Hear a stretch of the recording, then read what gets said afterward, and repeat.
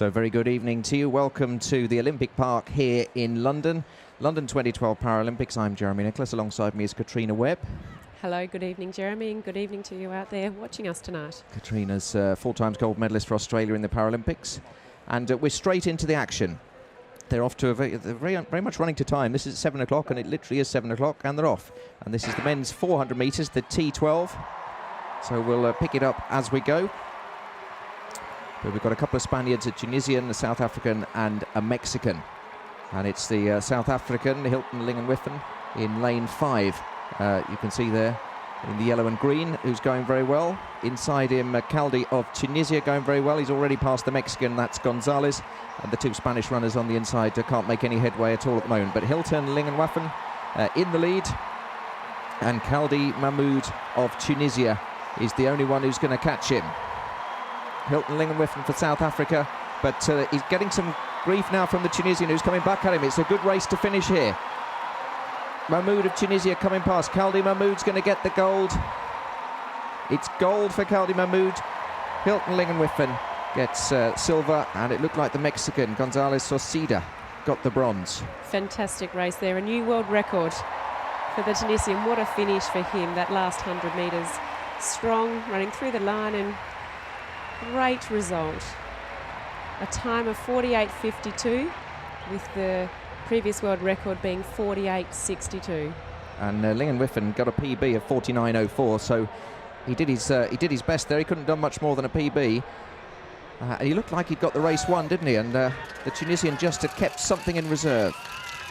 That last 100 metres is the most important, and it is whatever you have left. Also, the person, Sasuza for Mexico, who came third, also ran a PB of 50.41. So what you want to see in a final, the T12 men's 400 metres, world record, PB and PB.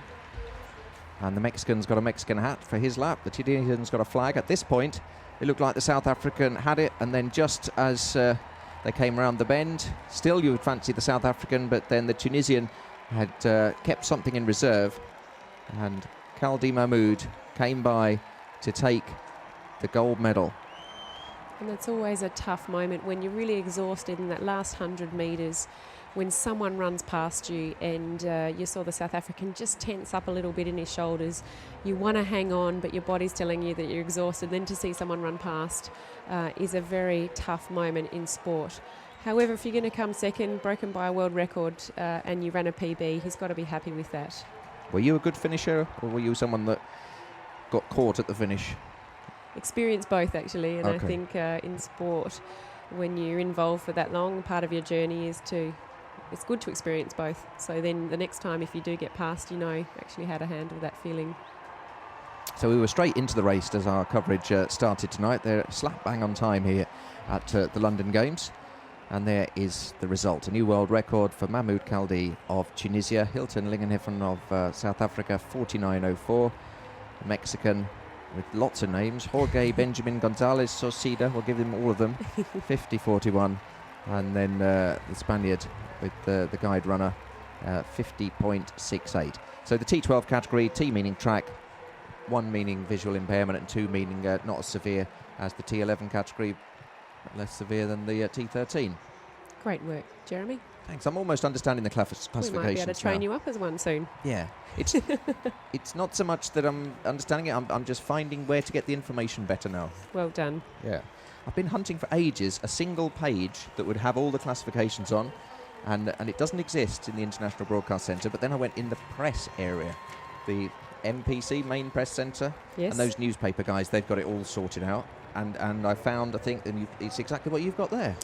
Well, you should have asked me a bit earlier, because you're a Paralympic ambassador and you know what you're doing. But I'm a journalist by nature, really, and I like to find my own facts. Yes, no, this has come through some people putting some information together for us. So I do like your comment. It's difficult to get a simple page on classification. We've now gone to seated shot put for the women, and class F32, 33 and 34. Let me see if I can get that. F is field, and 3 means cerebral palsy, and the 2 is the most severe, 32, and 34 is the least severe. That's right. So it's a combination class, and they compete off of a points-based system.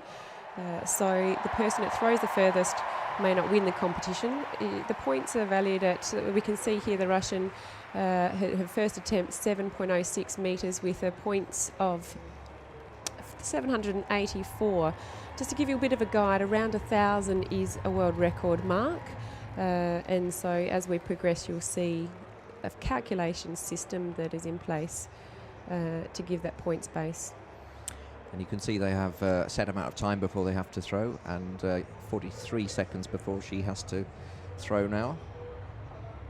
She's not going to wait that long. It's around about 6.5 metres by the look of it.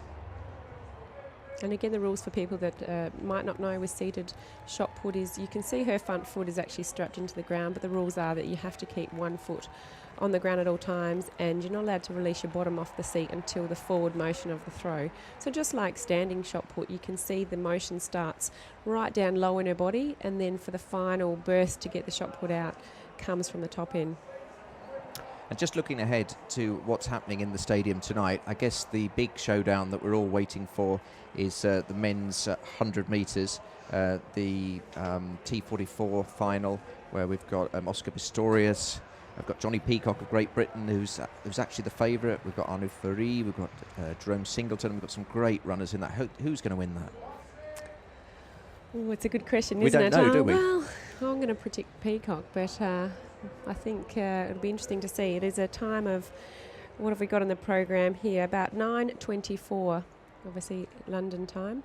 And the race before is going to be a big one, the men's 800 metres T54 class. And will David Weir get his third gold medal of the Games? He's got a nickname now, the Werewolf. Yeah. The Werewolf The of Werewolf. London is what they call him. So And by the look of the crowds, it is early in the program, but it looks pretty full already, and I can guarantee you there probably wasn't any spare tickets for sale for what we're going to see later on in the program. No, absolutely. I think this is one of the most eagerly anticipated nights. The 100 metres, it is the blue ribbon event of athletics. Fantastic glasses she's got on there. All I would say, love, is that's actually the Olympic Games and we're at the Paralympics. That's right. The Agitos would probably be a bit hard to wear. You'd have the three little shapes across your eyes. What are they called? The shapes on the... You can just yes, see the Olympic... the symbol. It's called Agitos. The Agitos. It means to move. Okay. In Greek. See, I've been looking at that symbol. You can see it always in the bottom right-hand corner of the captions that are coming up, and it's sort of three arcs. I was wondering what it symbolises. And to move or I move. I think the actual translation is I move. Okay. It's the International Paralympic Committee has just recently launched their Agitos Foundation that's going to raise money to help get young children involved in the developing worlds into Paralympic sport. What is that word you're saying? Agitos? Agitos. Agitos. Agitos. Oh, Agitos? Yes. Okay. I like them anyway. It's a nice symbol. But you couldn't really get them made into a pair of glasses, so we will forgive that girl for wearing Olympic glasses at a Paralympic event. All people welcome at the Paralympics. So it's the men's 200 metres, the T36. Lane 1, we have Holman from Nicaragua. Thank you. So are we from Hong Kong. Great to see quite a few Hong Kong athletes at these games. There's not many countries I have to turn around and look at my wall chart to see what it is. Nicaragua was one there.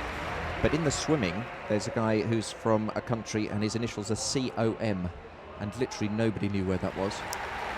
And I'll tell you in a minute. Have a think back at home. COM. Pavlik from the Ukraine. And listen to that crowd. Ben Rushgrove of Great Britain. PB of 25.25, which is his season's best. So let's hope he gets a good run. As his next two, Graham Ballard, who we've seen be successful in these games. Lane 6 from Great Britain with a PB of 25.12. Graham's one of my favourite competitors because he just doesn't look like an athlete. He looks like he could be your bank manager. You just want to give him a big hug and say, oh, it's like a race of athletes and then there's a bank manager in it, but he's also really good, isn't he? He's an incredible athlete. Okay. Jin Yan from China. And outside of him is the Pole Milcharek. Right, COM is Comoros. Comoros. Which even when you've heard it, you think, I still don't know where that is. It's an island in the, I think it's in the Indian Ocean. But they've got a swimmer who did very well, and then he got disqualified. But, yeah. So look out for lane 2. So Wei from Hong Kong. He is actually the world record holder of 24.65, which he got in Beijing in 2008. So I'm going to feel a bit silly saying So Wei all the time here. So Wei of China, or Hong Kong, China, in lane 2. Stand up, gentlemen, please. Stand up. Something's gone wrong. They're going to have to stand them up. And line up again immediately. Lane 2, line up immediately, please. Something's wrong with person in lane 2. You can see him speaking to the officials there. Card. Yeah, it is So Wei, the Hong Kong athlete, who gets a green card. So I think that's because they have to all go down at the same time, and he didn't go down in time. But green card's okay. No, actually, they just seemed to be unsteady before they even got into the set position. Remember that film Green Card with Andy McDowell, when she's trying to get a work permit to live in America and just has to pretend that she's married to Gerard Depardieu? I do, actually. That was a good film, that was. This is a completely different form of green card, though. Again, so the boys will have to compose themselves, get them ready, focused again, because it's difficult when you've really set yourself, okay, I'm going to get in the blocks, this is the start of my final, and then someone's unsteady and you have to get back to this position again. So they'll go through the same rituals. You might see On them your marks.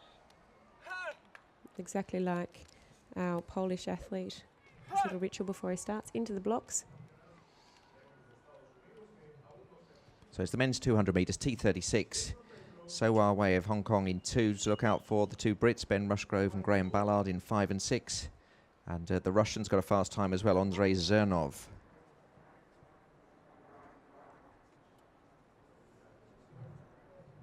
The stadium's extremely quiet. Set. And they're off the men's 200 metres. Graham Ballard was out very fast out of his blocks, taking the bend extremely fast. But the stagger's getting picked up here as they come around into the home straight. Let's see. The 2 great British athletes are not in bad positions, but on the inside, it's Pavlik of the Ukraine. Pavlik of the Ukraine in the lead. Here comes So Wei and Ben Rushgrove going well. Who's going to get it here? Close. It's just at the line. I think it's Roman Pavlik of the Ukraine. Then it was So Wei and then Ben Rushgrove. That was a great race. That was a wonderful finish. We were level for such a long way. The 2 British guys were going well. The Hong Kong competitor was doing well, but that's the man that's won it from the Ukraine. And he's happy, 24/7. He's exhausted. He's going to savour the moment. Roman Pavlik, the conquering Roman. So just to let you know, 24/7, the world record is 24.65. So a great run there tonight in the London Olympic Stadium. And the home fans would have loved to have seen Ben Rushgrove or Graham Ballard, but you can see Graham Ballard absolutely flew out. He almost looked like he got a false start. He was away so quickly, yes. But then the rest of them caught him. Ben Rushgrove just tying up a little bit there, and the Ukrainian and the Hong Kong athlete must have been very close. I'd like to see a photo of that, but definitely the Ukraine have got it.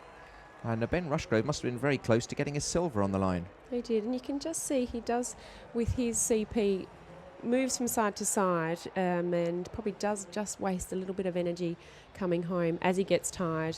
He's losing energy sort of horizontally as he's going across there, where his other runners in front. The Ukrainian is very balanced and finishing the line, but great run. And when you say with his CP, that means with cerebral... With cerebral palsy, sorry. With yes. cerebral palsy. Yes. That is a characteristic of cerebral palsy runners, that they can tire towards the end. Of course. Yeah. Just like any other runner, you know, whether you have a disability or not, everyone gets tired at the end, and these guys are highly trained athletes. But of course, if you're giving your absolute maximum, you will get tired, and if you don't, then you know you haven't really given your full effort. So Roman Pavlik, 24.70, that's a regional record for him. So Wei of Hong Kong with a PB of 24.77, and Ben Rushgrove also got a PB, that stands for personal best. Try and remember to explain all of the acronyms so that no one gets left out. Graham Ballard, 25.20, and then PB's personal bests for the Chinese athlete, the Polish athlete, and then in the American who came 8th, and the Nicaraguan who came 9th, set a season's best. So Very good race. Just to see that the wind reading on the screen said 0-0, so a very still evening. You might have seen the shot before of the flags, really not moving at all, and this is absolutely perfect conditions for the runners. I must say, though, the more perfect conditions is having a tail of anything under 2 metres. So if you see a plus, which means that you've got a nice tailwind behind you, and a lot of world records are run when you get a nice tailwind of, say, 1.9. Now we're going to the seated javelin. For the women, T57, T58 class.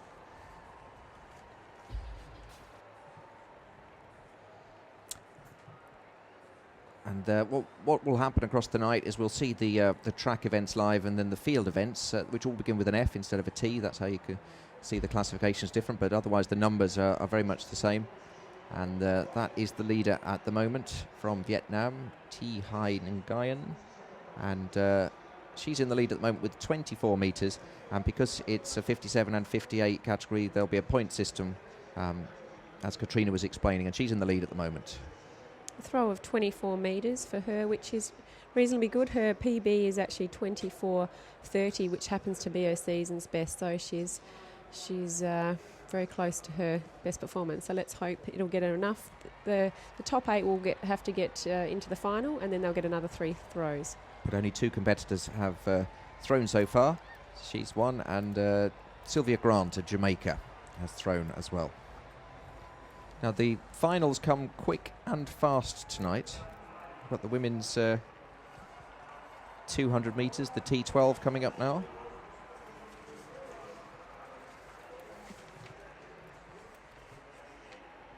And I haven't got that. Have you not got that either? Women's, we've got the, yes. Let's we'll just bring up our schedule. We'll have to get this one on the screen, Katrina, because I can see Oksana by the look of it.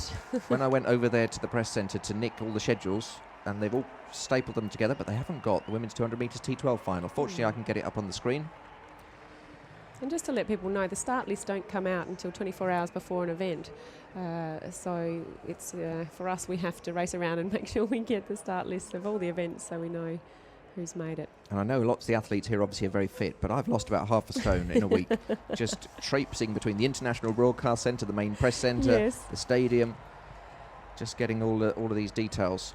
Women's shot put F32, 33 and 34, and we're having seeing the Finnish athlete Hovinen throwing up to her 3rd attempt of 764 metres, getting 866 points.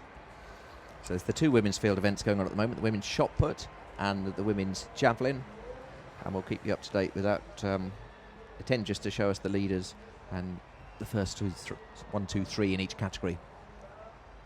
But we'll be back out on the track very shortly.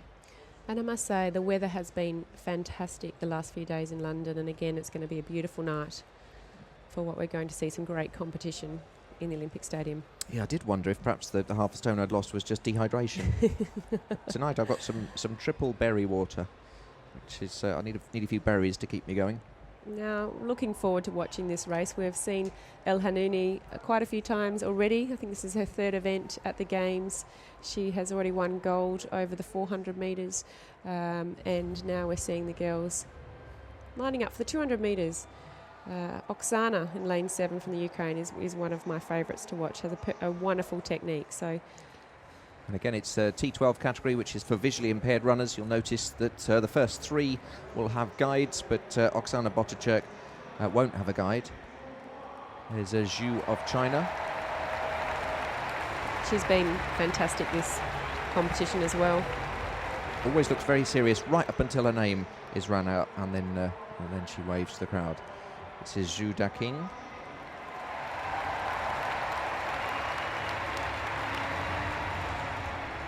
So you can see the rules are they're allowed to have 2 lanes each, even if you're not using a guide runner. So there's El Hanouni qualified with a world record time, but 24.8. But Zhu Daking also has that time, and Oksana Botacherk 25.20, and she's in the outside lane without the guide, and she has the slowest season's best. So this could be a very good contest, I would think, between Zhu Daking and El Hanouni, and Zhu Gua on the inside, also a contender. You see the guide runners tend to go on the outside to give their athletes the least amount of distance to run. But again, that's a choice for what works best for them. And you'll also be able to spot the difference. The athletes always wear the number, the guide wears the bib. And on this occasion, it's easy to spot as well because the guides are men and it's a women's event. So I don't think there'll be any confusion. As long as the athlete crosses the line first, that's what we'll be looking for at the end of the 200 metres. Absolutely no wind again, 0.0. 200 metres, T12 final. The crowd quiet. And they're away. And it's a good start from El Hanouni. And Zhu Daking going as well. Zhu Daking going very well on the inside. So's El Hanouni. Botichuk doing well in the outside lane. But the Chinese competitors coming through now. This is a great race. Anybody could win this. On the inside, it's Zhu Gua, Zhu Daking. And here comes El Hanouni now. El Hanouni's going to get this. She's coming very well at the line. It's the French girl who's going to win it. El Hanouni gets it. Zhu Gua on the inside, I think, got silver, and I couldn't tell who got the bronze, but it was Asia El Hanouni of France, 31 years of age, and that's a great result. A fantastic result for El Hanouni. She timed that race perfectly. Another world record, Jeremy, 24:46. Absolutely beautiful finish. And you can tell when it's a world record because when they come across the line, then there's a secondary cheer, and it's because the crowd are seeing that it's a world record before we get to see that it is. And there she is with her guide, Simone. Climbs up, gets the tricolour, gets a big hug from coach, family. What an amazing moment for her, and what great shape. You know, you can have a go at the world record in the heat, but then to do it again in the final is incredible. Well done, El Hanouni. And that's what it's all about. It's your team that really helps you to get across that line. As they come around the bend, momentum off the bend, and look at El Hanouni, she's just winding it up, really getting into the race now, passing Oksana, who's starting to tide, but the Chinese was giving her a good run for the money on the inside, and El Hanouni, too experienced and in great shape at these games. I wonder whether it will be her last. She has been around. 31 she is. What sort of age do people... You stopped at 31, didn't you? Yeah, I did. 35 30. now? I'm 35 now, yes. Yeah. And I think this is her third games. Could even be 4, but I know she's had wonderful success in all games and has dominated this field for the last 2, if not 3 Paralympics. Let's see if we can find out what people are saying on Twitter. Paralympic.org is where you can hear the commentaries and see the live streams. But there is a Twitter account as well, which is at Paralympic. Jelani Mandidi says, I'm enjoying the Paralympic way more than the Olympics. Way more variety, way more heart. Janine Branford, another late night sitting up to watch Oscar Pistorius. Nishan says, I reckon the Brazilian's going to run Oscar down. James McIndoe, question for you. Why in the 200 metres T12 does every athlete have a guide except for one person?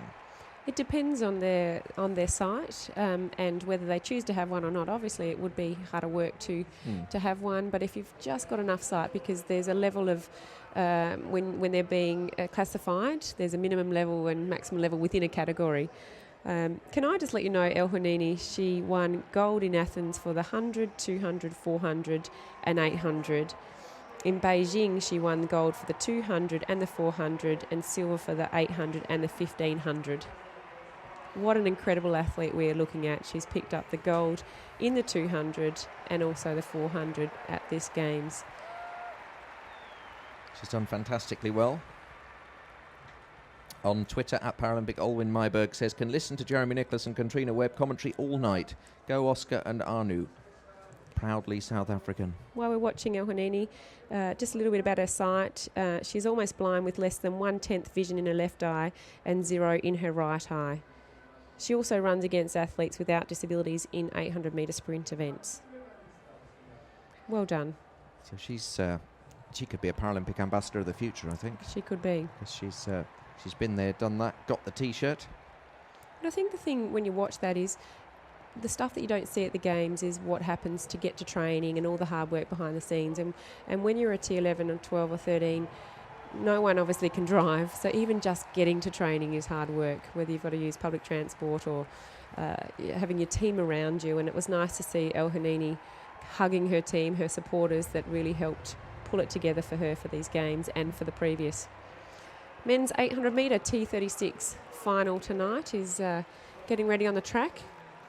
And Shvetkov of Russia, very much the man to watch, I would think. Here he's someone we've seen over previous nights. We've got a Briton as well in lane 5 who's decent, Paul Blake, and Arafiev of Russia. This is another Nicaraguan, Gabriel de Jesus Cuadra Holman. Colombian, Fabio Gutierrez Torres, 25 years of age.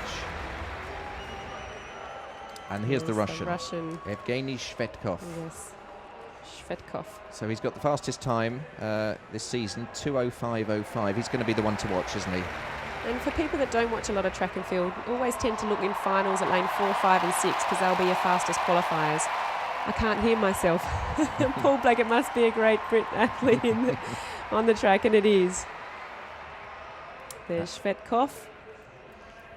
And there's Arafiev, the other Russian. So he's got a Russian either side of him, Shvetkov in 4, Ariev in 6, and Blake of Great Britain in 5. And as you were saying there, the reason 4, 5 and 6 are the ones to look for is because they do it in qualification time, so the slower ones are on the outside. Yes. But then sometimes you get people who are sneaky and deliberately don't go fast in qualifying, like, and then you see someone come from lane 7.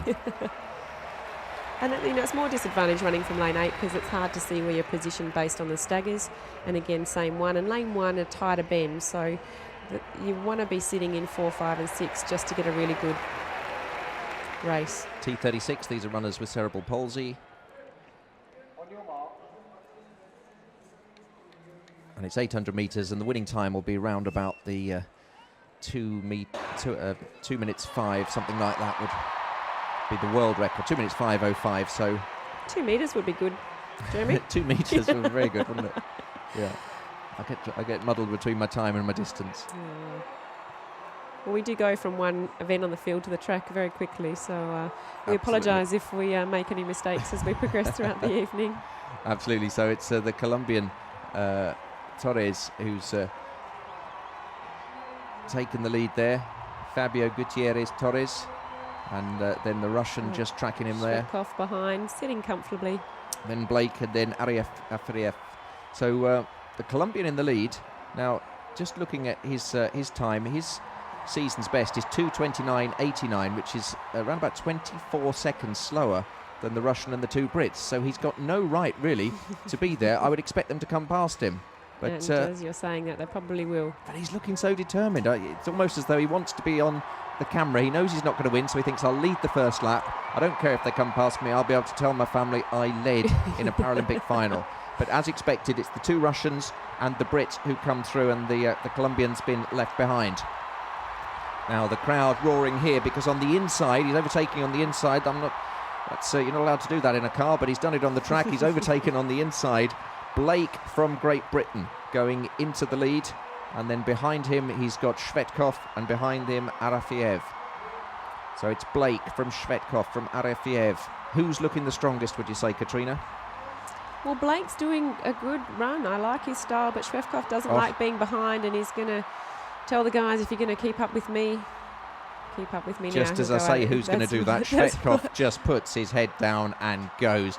And this Russian has really set these Paralympic Games alight. Evgeny Shvetkov, yes. And he's being pursued by Arafiev. Shvetkov's going to get it. Arafiev coming really slowly. Blake is out of it now. It's between the two Russians, and Evgeny Shvetkov gets gold in the Paralympic 800 metres T36 final. His compatriot Artem Arafiev gets the silver, and a big cheer for Paul Blake, who gets the bronze.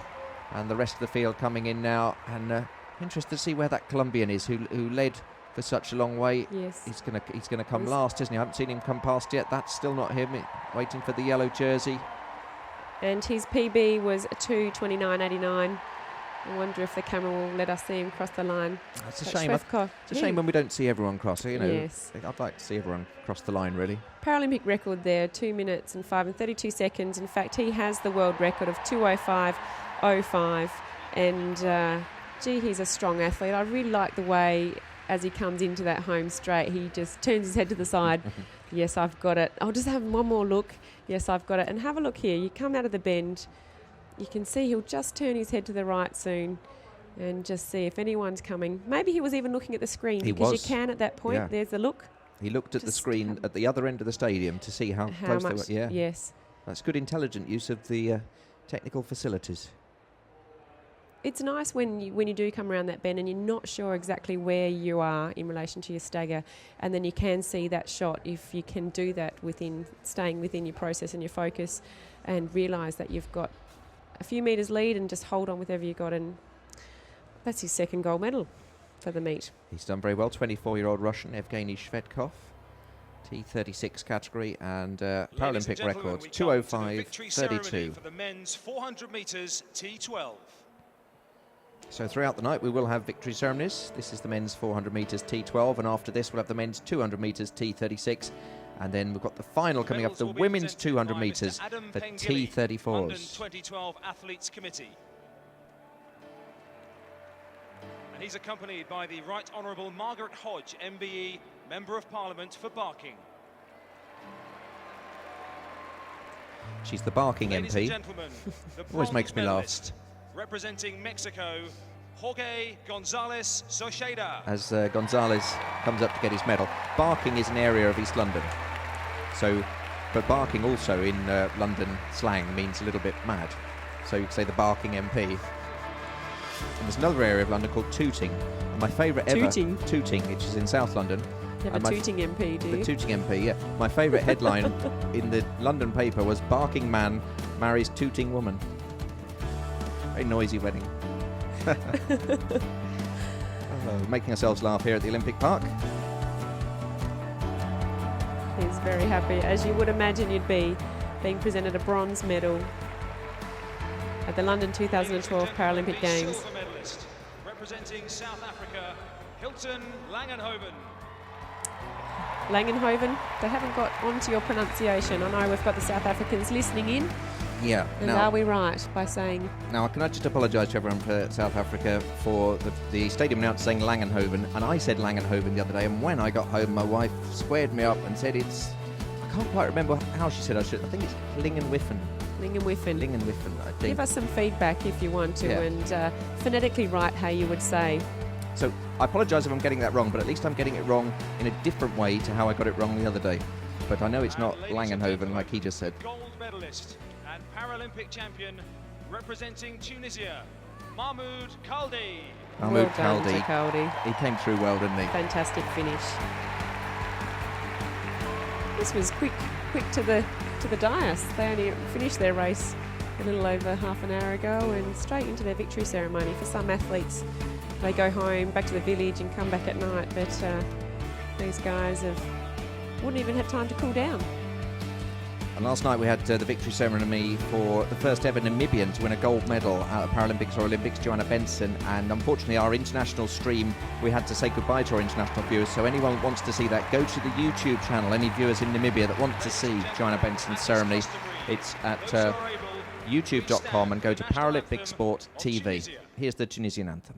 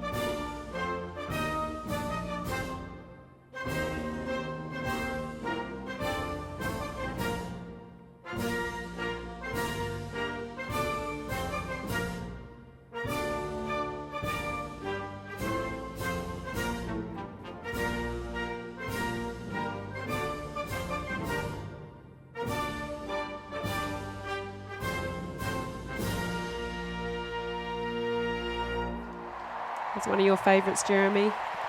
You like to see a bit of emotion in the medal ceremony, don't you? So I'd do love to I. see some emotion. And just talking about the Namibian medal ceremony for Joanna Benson, great result for her to get the first gold, and she got it from Frankie Fredericks last night, presented it to her, probably the greatest runner ever.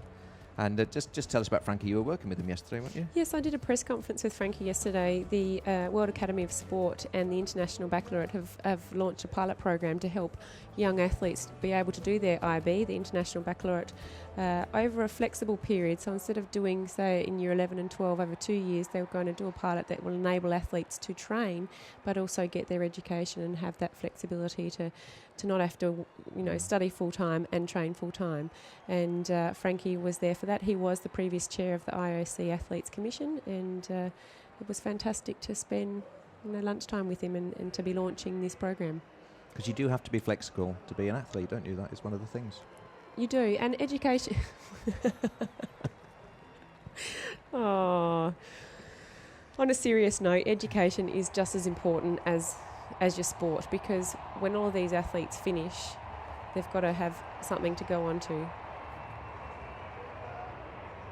And Frankie's a great example of that. He did his Bachelor of Science, then went on to do an MBA once he finished his athletic career. Back to the seated shot put. That one's just short of 6 metres. So leading the way at the moment is Louise Ellery of Australia. 35 years of age, F32 competitor. And you can see Louise in the background there. She's even going through the motions as her competitor is. I'm not sure who that is throwing at the moment. I haven't got a caption that tells me, and I can't see any kind of number. I don't recognise the kit.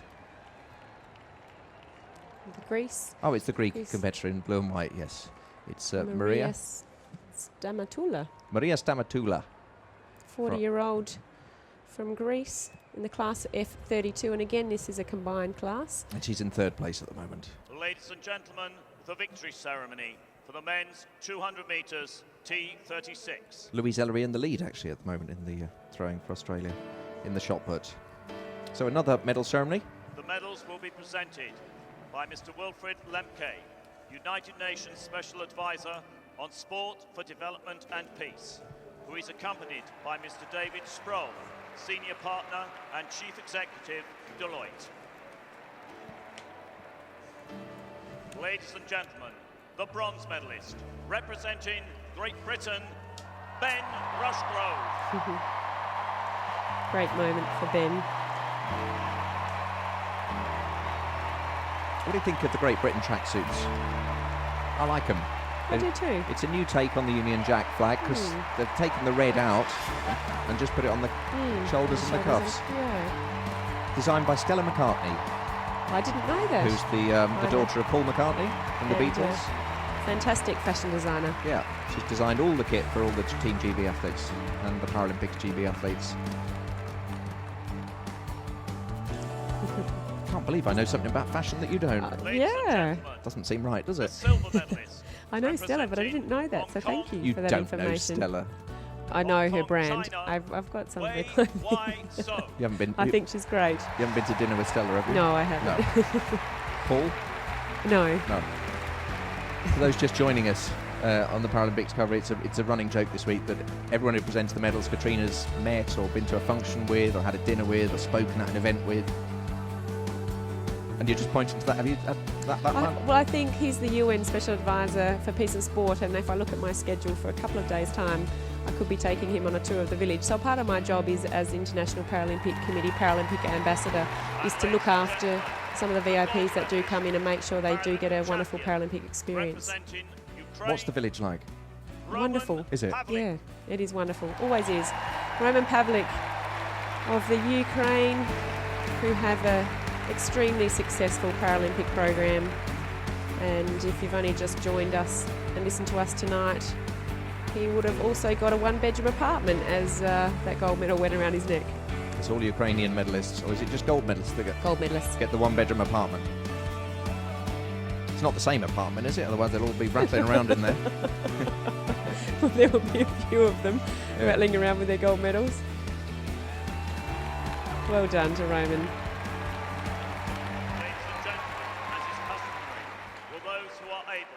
Stand for the national anthem of Ukraine.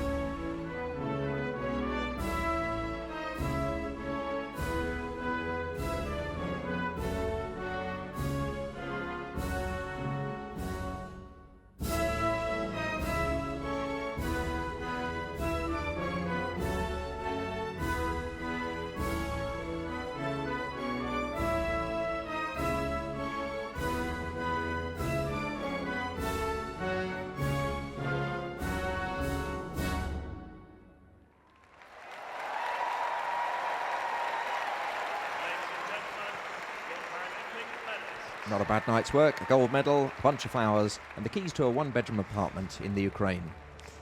In front of, I think the stadium's looking pretty full by that shot. Seats about 80,000 people, and I think everyone's probably had enough time to get to their seats. Now, you're talking about how well the Ukraine have done, and they are putting a lot into the Paralympics. They are 5th in the medal table, the Ukraine. I'll just run through. It's China are number 1, then the Russians, Great Britain 3, Australia 4, and then it's the Ukraine ahead of massive countries like America 6th, Germany 7th, Brazil 8th, Poland 9th, France 10th. So they punch above their weights at the Paralympics. They do, yes, and that's been very strategic. This is Louise Ellery of Australia here for the seated shot put. I do know Louise.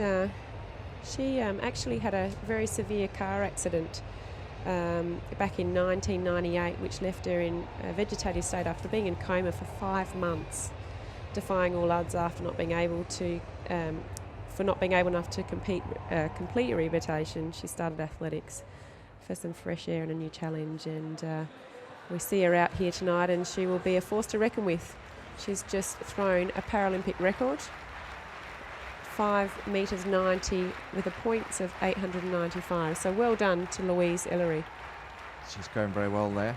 It's good. I like to hear the inside stories on these people, you know, and how they're going. And it's good that you know these people as well. Hannah Cockcroft, the world record holder in this event, will go in lane 6. She's 20. She's from Great Britain, so she'll get a big cheer when she's introduced to the crowd. Her PB is 31.23, which is also her season's best. And Hannah won the first gold medal on the track for the Great Britain team. Absolutely. In the 100 metres it was on the first night of the program.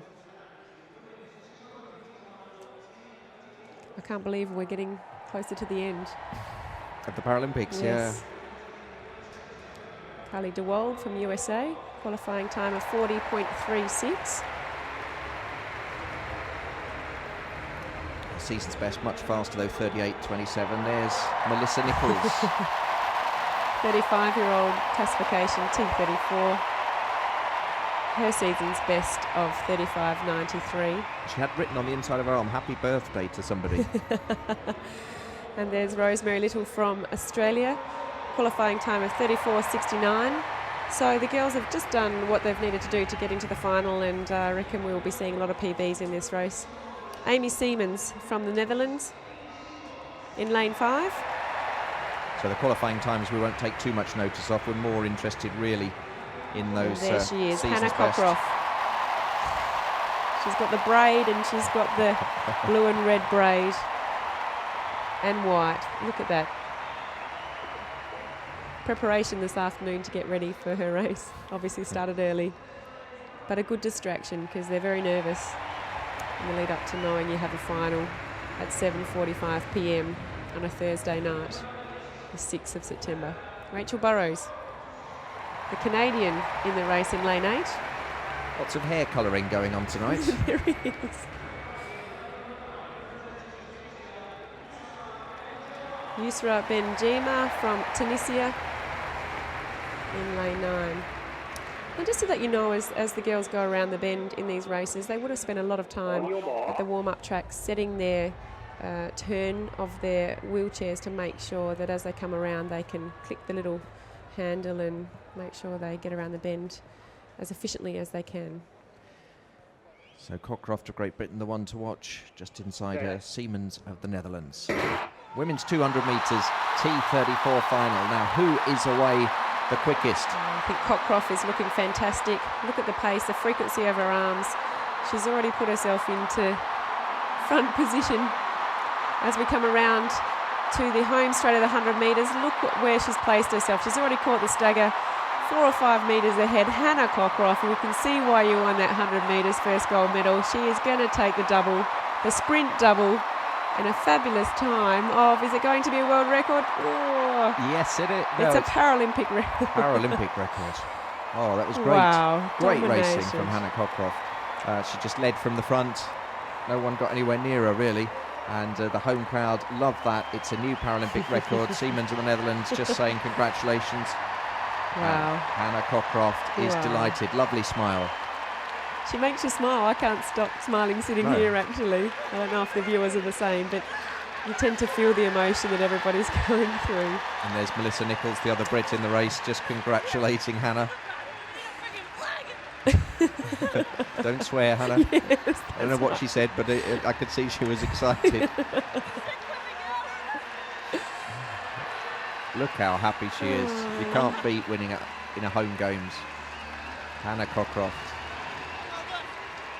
Congratulating her competitors, the Tunisian competitor, waving to the crowd who are on their feet with the Union Jack flags. She won the first medal at these Paralympic Games for Great Britain, and now she's won again. And I don't know if that's her family up there that they're picking out. But look at the determination as she comes round that bend. She started in the best lane just to see what's going on without having too steep a turn to get round. And she just drove for the line, but no one was anywhere near her. In lane 6, Hannah Cockcroft. Great result for Great Britain. And that stadium will be electric. Great atmosphere in the stadium tonight. We're building up to the Oscar Pistorius race coming later with Johnny Peacock of Great Britain.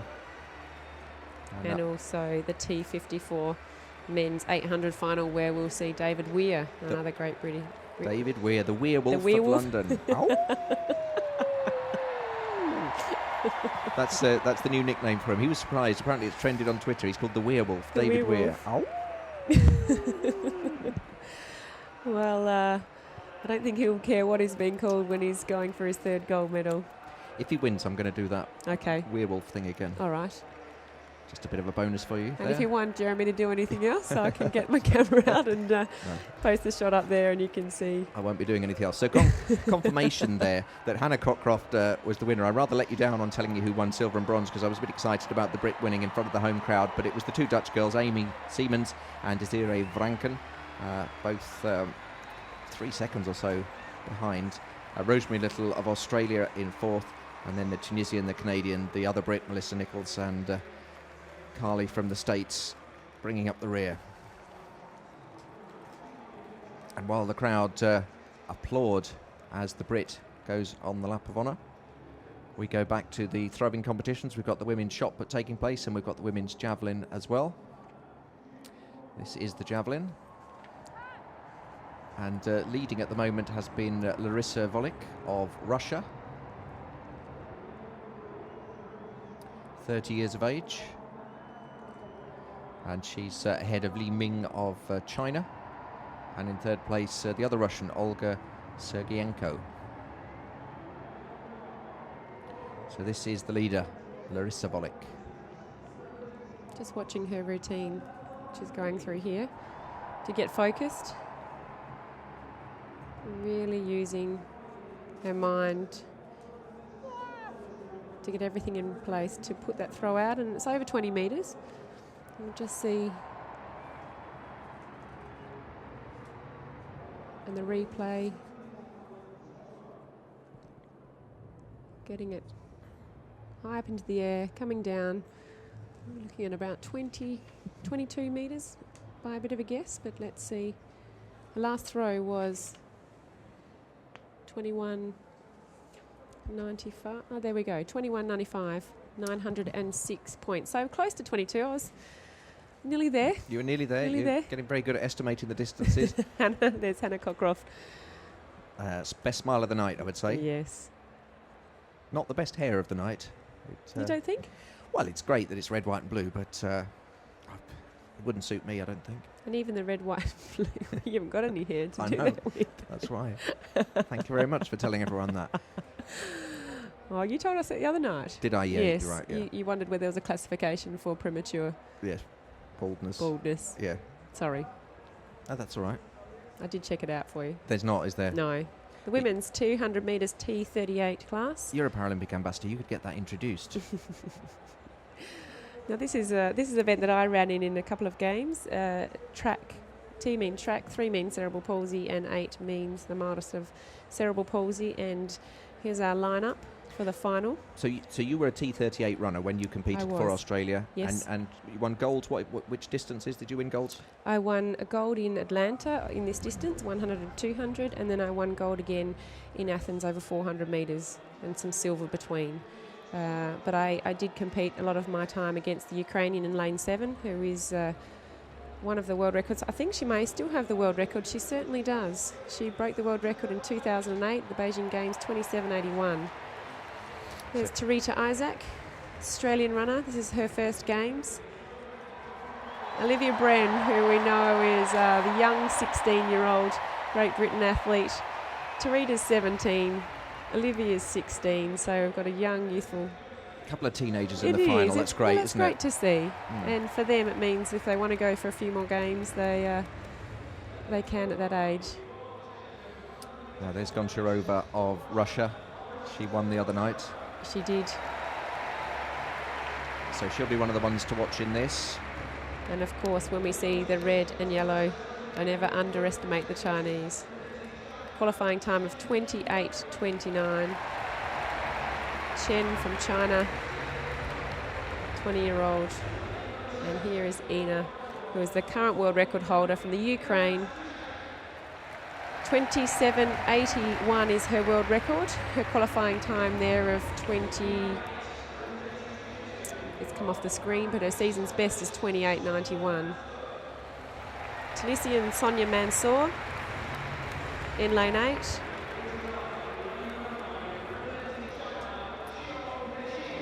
And Xiong Desi from China in lane 9. But I think if we keep our eyes on the Ukrainian, the Russian, lane 5 and lane 6.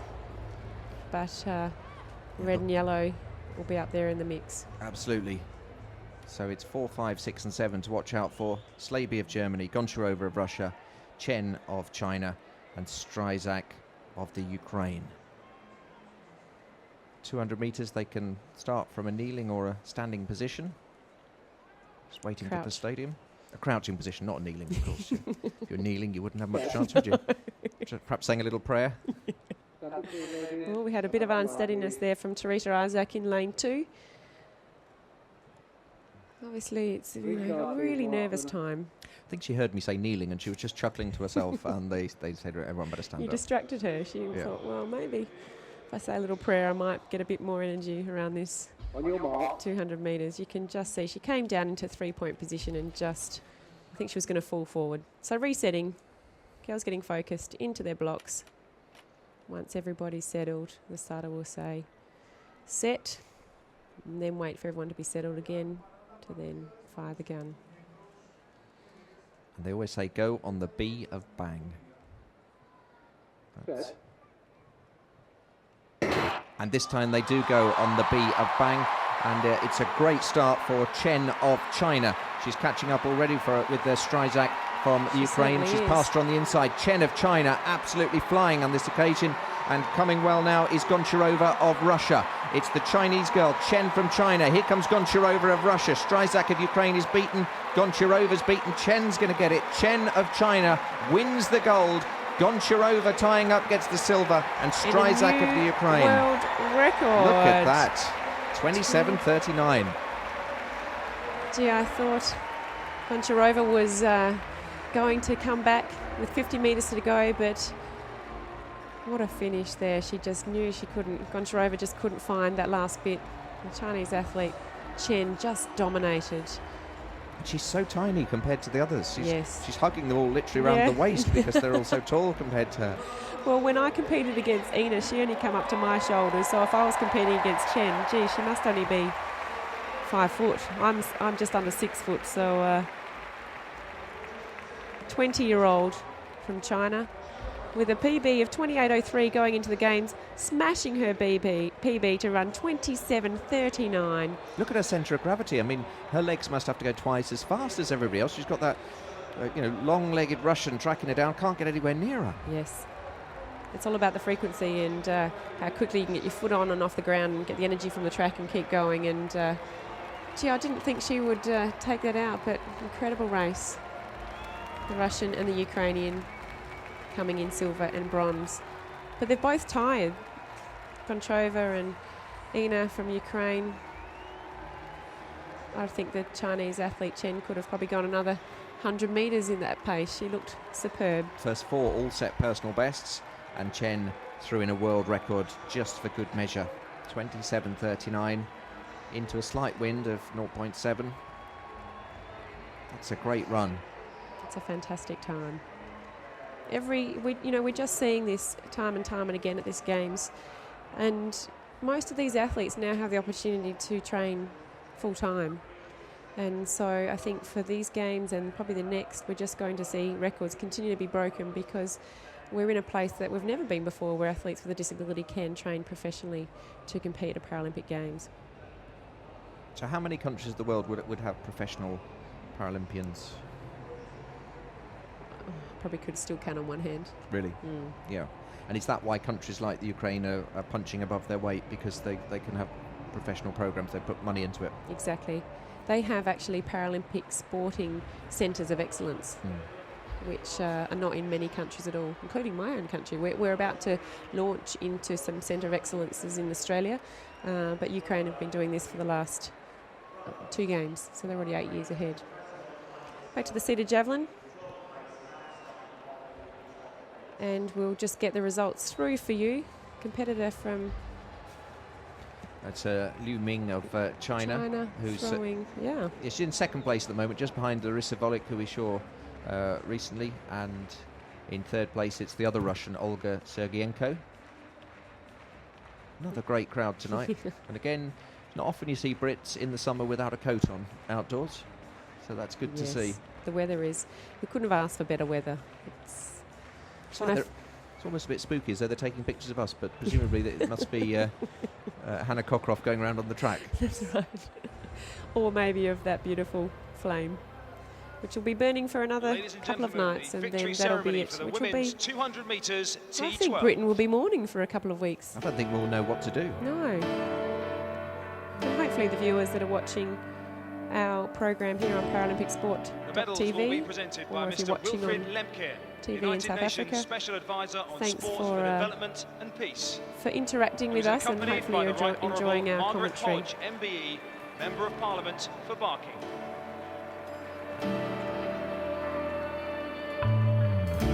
Ladies and gentlemen, the bronze medalist representing the People's Republic of China, Zhu Da-Qing, and her guide runner, Zhang Hui.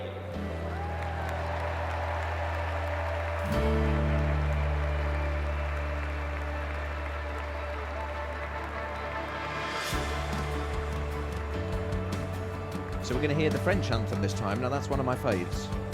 It's a good tune, the French anthem. Yes, El Hanini. She's heard this anthem quite a few times now. It could be her 7th, maybe even 8th Paralympic gold medal.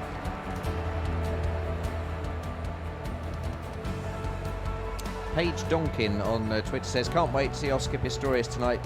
Let's go, you biscuit." And someone said that the other night about biscuit. Is Oscar nicknamed a biscuit, or is it I don't know what that means. I don't know that either. We might fill us in if you explain to us what biscuit is. Yeah. Representing the People's Republic of China, Zhu Guohua, and her guide runner, Li Jie. And you know, China are getting fantastic results. They had the Beijing Games, but even prior to Beijing, I did hear around that they talent tested 20,000 Chinese people, young people with disability, put them into sports schools, got them ready for Beijing, but they're carrying their program through. You can still see the results from Beijing are benefiting, and hopefully those sports schools will stay there and be sustained forever, and we'll continue to see Chinese. They're certainly leading in the medal table. Strong in the Paralympics as they are in the Olympics.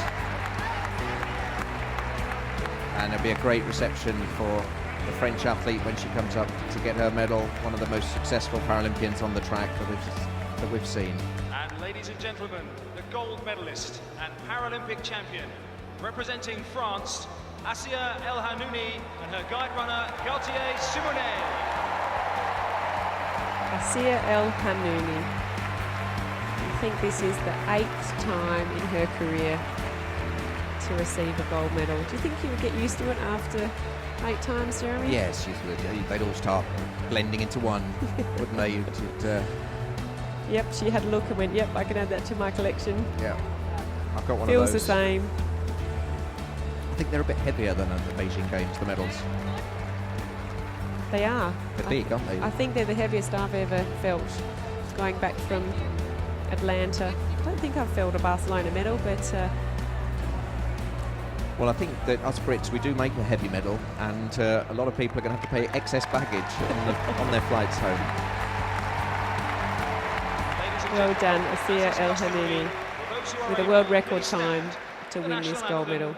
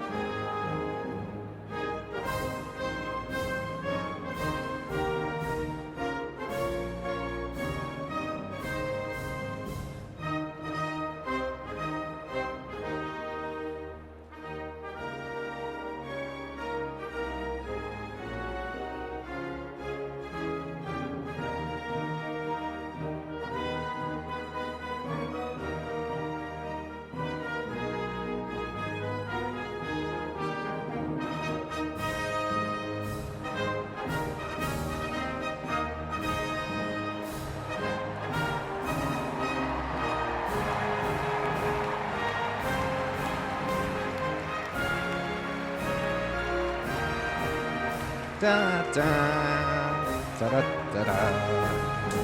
Fantastic. She sang all the way through that. What a brilliant rendition of the French anthem, and there's plenty of French fans in the crowd tonight. Great moment.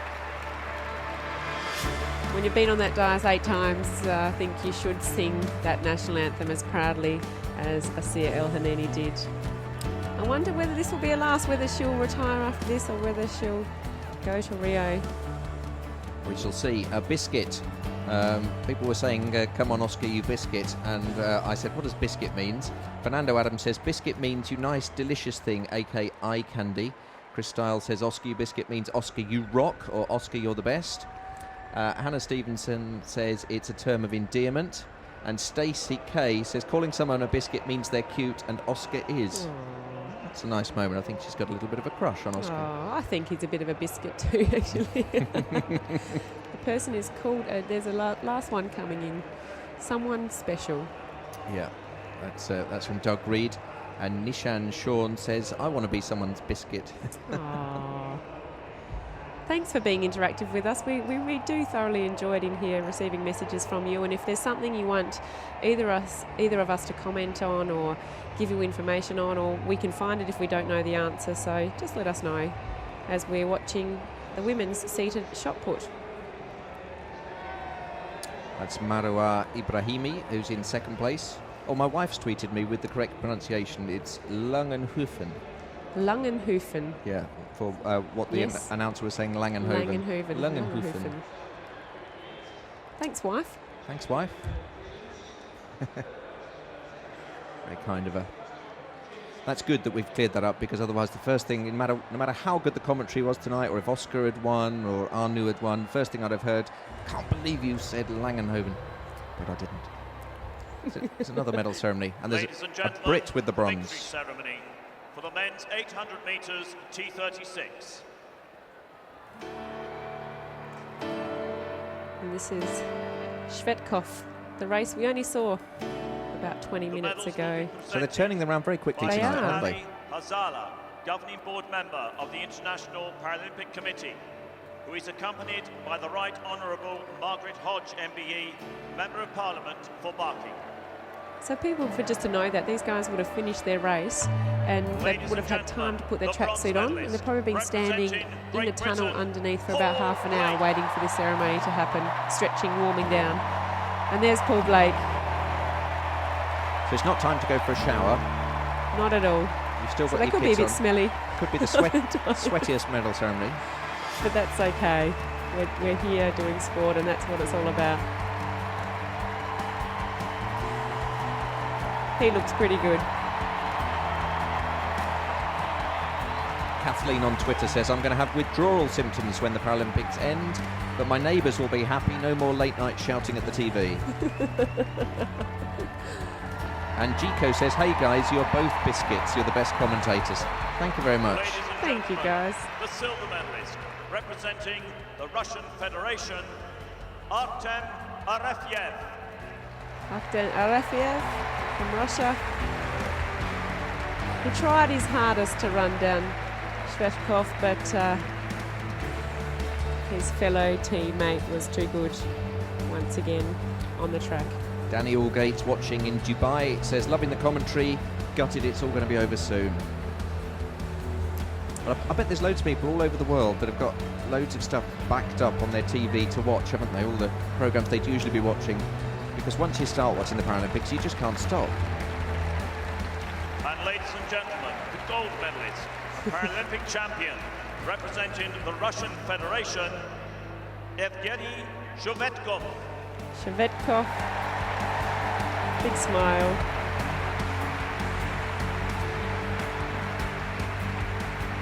And here comes his gold medal.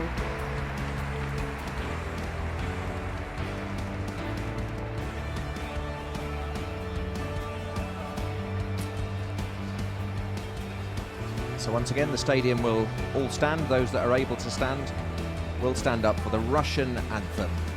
And then we'll be back with more great action on the track.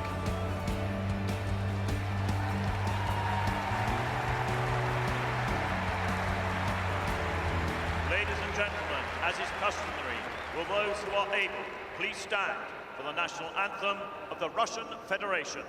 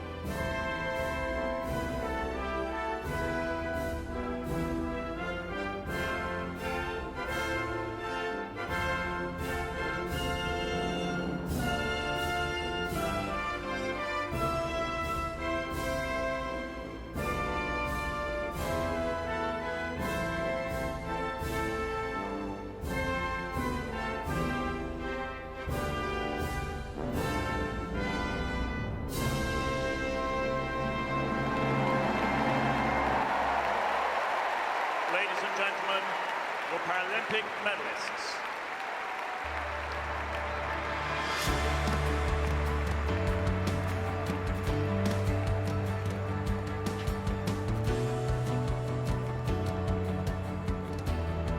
So Russian 1 and 2, Paul Blake, the Brit, getting the bronze. Enjoyed the Russian anthem, like the Russian tracksuits.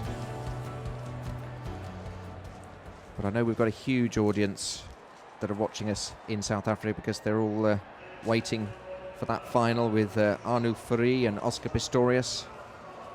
About an hour and 10 minutes away if we're all on schedule.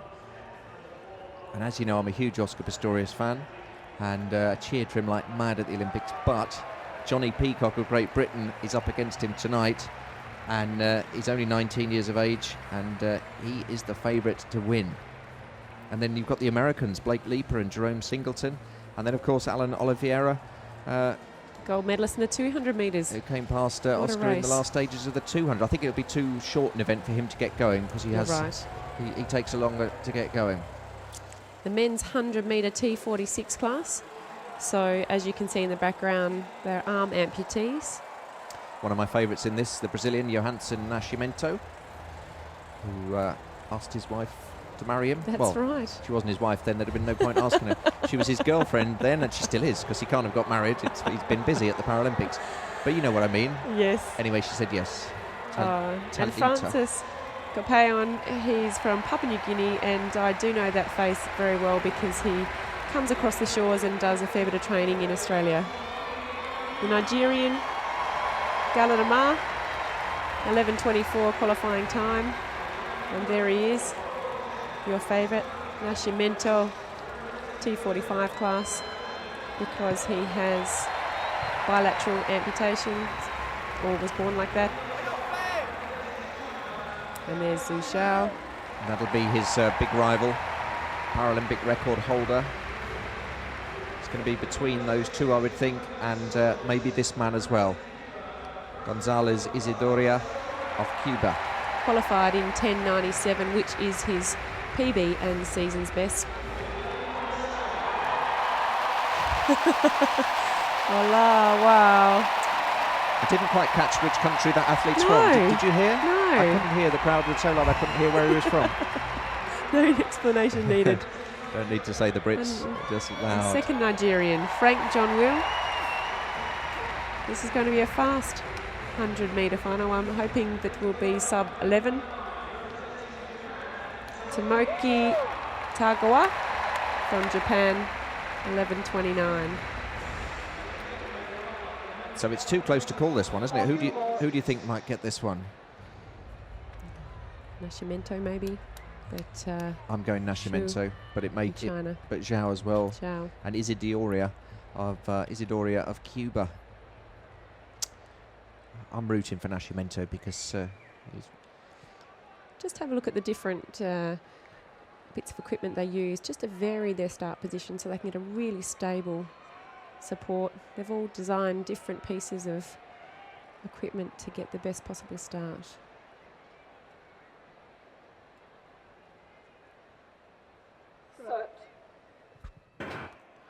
and they're away, and Nascimento's away to a great start. So too is Isidoria. He's done his hamstring. Oh, his hamstring's Nascimento's gone. out. Zhao of China picked it up. Isidoria on the outside.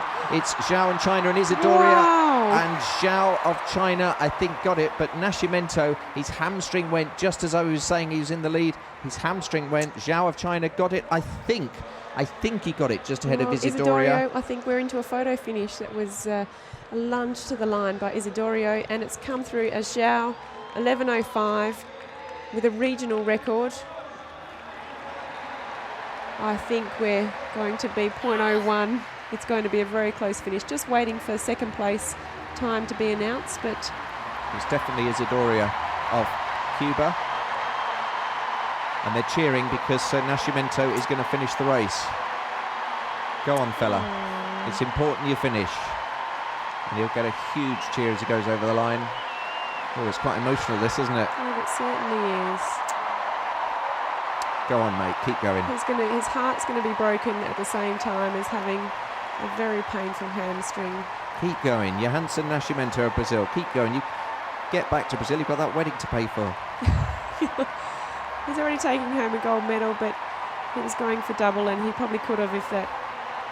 We see hamstring injuries a lot in 100 metres, and It's heartbreaking. it is heartbreaking. You can hear he has made it across, and what a devastating moment for him, But for any athlete. To lovely that he finished the race. And the people that are going across to him now, these are the games makers. They're the people that volunteer. They wear purple and red. It's a pretty horrible uniform, but they've done such fantastic work. And earlier today, the Mayor, Boris Johnson, was just thanking them, Mayor of London, saying what great work they've done. And they lead people from the tube station. They tell you the directions. They tell you what times things are on. They check your ticket on the way in. Let's just watch Nascimento here. He was going extremely well, and at that point, he just went. His hamstring just pinged. And Zhao of China in a real battle here with the Cuban. Isidoria looked like he might get it at one point. He dipped earlier, and he could easily have sneaked that on the line. It was very, very tight, but just 0.03 of a second. Zhao of China from Isidoria of Cuba. And in all the excitement, I didn't spot that the Brit got third. Ola Abidogun, the British competitor, got third place with all the excitement of the Brazilian pulling up and that fantastic race for 1 and 2. Out of shot, the Brit came in for the bronze. That was a great race to watch. And you look at Zhao, you know, he's out of all of the people with amputees in that race, he's such an incredible runner. He doesn't use any prosthetic limbs.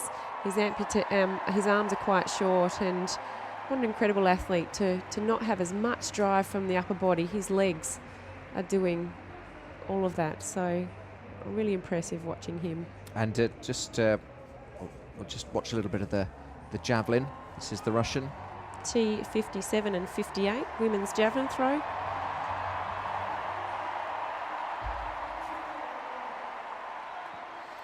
And that's Olga Sergienko in 4th place at the moment. And that's just short of 20 metres. Cynthia M on Twitter says, my heart goes out to Nascimento. Sometimes your body just says no. Stacey K says, our house is going mad for the Brazilian. Go on, my son. What an inspiration. This is why the Paralympics is good for the soul. Judith says, so sad. We're all in tears watching Nascimento. Anthony Henning says, what bravery. Nascimento deserves a medal.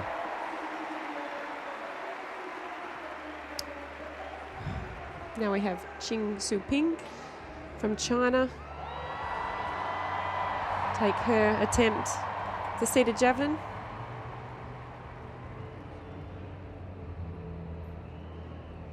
Just over 20 metres by the look of it.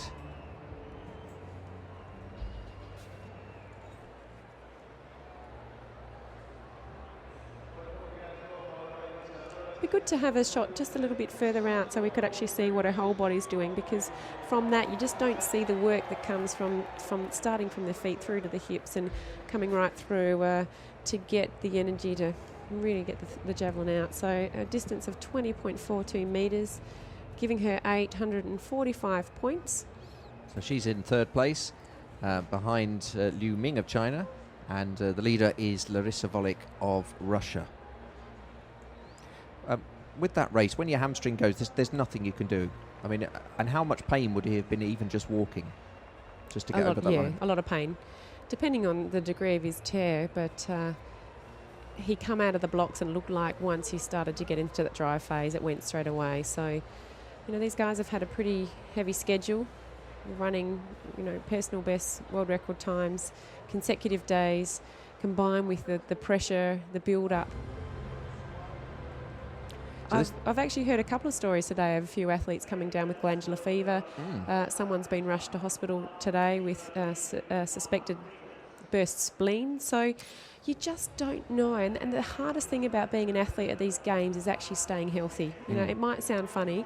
This is the easy bit, doing the actual competition, but you want to be, as the Brazilian is in this race, and as the Greek athlete, in your best absolute condition. Just being introduced to the crowd, the 100 metres race. This is the T13 final. This is the least visually impaired category on the track. And Mara Durand. She's the Paralympic record holder. From Cuba. Ilse Hayes of South Africa, qualified in 12:63. And to all of our South African viewers, great to see one of your own in this 100-metre final. And we've got another one coming up as well, because Joanna Pretorius is in the outside lane. And certainly on Twitter, everyone impressed by the bravery of Nascimento, keeping going. Thanks for all those tweets. Martine Keiter from France. Rennie Loftus on Twitter is just saying, Jeremy, you speak so kindly about our lovely country, South Africa. Please will you referee our rugby test against the Aussies? And there is Joanna Pretorius. I'm not a qualified rugby referee. Well, my wife does get me up at all hours of the night to watch the Bulls when they're in action in the Super Series. So lane 4, 5, 6 have got the fastest times, as we've talked about before. The world record holder in lane 4, Mara Durand from Cuba, 20-year-old with a world record of 11:99. So 11:99 the time to watch, and we've seen so many world records go on this fast track. Here they go. And Durand is away well. Ilse Hayes on the inside. Durand's absolutely flying, being pursued by Ilse Hayes. It's Durand. It's going to get it. Durand's going to get the gold medal. It'll be a silver for South Africa. And coming through for bronze, it looked like the French girl, Natienne Keita, I think. But Durand flew there. no big cheer, so I don't think it was a world record. Paralympic record. Paralympic record. Oh, it's just a .01 outside the world so record. Close. 12 seconds. Yeah. It's always a hard one to get 12.00 or 13.00. 11.99 just sounds so much better. Would have equalled her world record. But she's got the gold medal. What a beautiful runner. Dominated from the blocks. Look how quickly she comes out, puts herself in first position right from the beginning, and is continuing to accelerate from this position where everyone else is maintaining. Durand of Cuba, 20 years of age. She's got a few years ahead of her yet in this sport. And that's a new Paralympic record. Ilse Hayes of South Africa gets the silver. Keita of France gets the bronze with a new regional record. Dimoglu of Greece gets a PB. And then also a personal best in 6th place, Viviane Suarez of Brazil. But it's Cuba with the gold, South Africa with the silver, France with the bronze. Mara Duran, first Paralympic female athlete to run under 12 seconds, so it's a very fast time. Yeah, last year she ran 11.99 to set that world record. Tonight she just did 12 seconds flat, and there goes the French girl, I think on the fastest lap of honour I've ever seen. She's flying around in the outside bend with a cape. That's right. Like Wonder Woman. Like Wonder Woman. It's like she's trying to catch up to the other two if they're out in front. Maybe she couldn't find her flag, but look at her go. After 100 though, you should have a fair bit of energy in the tank, so she's obviously stopped to see somebody, and she might be coming back around. She's going to do a... Those sprinters, they get tired on 100. They can't do the whole lap. It's 400 metres. They've never run that far. She gets a quarter way around. She's finished. She's worn out. She's coming back. Oh dear. So we're back to the shot put. And here's Birgit Kober from Germany. Her attempt 1 for the women's shot put, F34, which is cerebral palsy. Again, just watch that the front foot has to stay on the ground, and that her bottom doesn't lift until that point where she comes into forward release. She's in the lead at the moment. She could well extend the lead here. Gets the white flag. Her best so far has been 10. Her PB is 10.20. This is her it's first going to be close.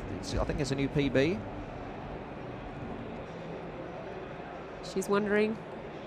10.25. New world record. 1,112 points.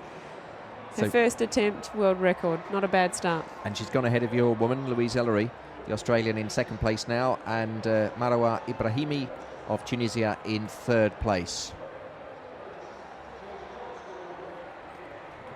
She's really gone ahead there with that throw. At the moment, it's about 200 points ahead of her competition on the Risa points system. It's actually going to be finished after these games. The point system will not exist, and they'll go back to having pure classification of people competing in the same class and not combining the classes. A message on Twitter asking who you think is the greatest Paralympian ever. I realise that's such a hard question. It is such a hard question. Where do you start? I've met some amazing athletes this trip. Chris Holmes, who has actually been the Director of Paralympic Integration for LOCOG. He won 9 gold medals in swimming. Woke up one morning at age 14, went to bed, could see, woke up the next morning and lost his sight completely. He's an incredible athlete. To another athlete that I've met, Chris Waddell, he's been to 4 summer and 2 winter Paralympic Games and won a whole swag of medals. People probably remember Louise Savage from Australia, T54 wheelchair racer, who's one of Australia's top athletes. But we also had one of our athletes from Australia, Matt Cowdery, in swimming win his 11th gold medal, which is the best ever Australian Paralympian. Then you've got someone like Oscar Pistorius, who is running Olympics, Paralympics, doing tremendous things for our Paralympic sport. So we could just keep I don't know if I could pick just one. You can't pick one. That's right. You've given. That's the spirit of the Paralympics. You've given us a lot there, and they all sound like top people. And do you know what I love about this Games is one of the youngest athletes to win gold, 13-year-old, and one of the oldest is a 70-year-old shooter a grandma who's gone to her 12th Paralympic Games. So And there is the Paralympic flame still burning. We'll have another victory ceremony coming up very shortly. In fact, here it is.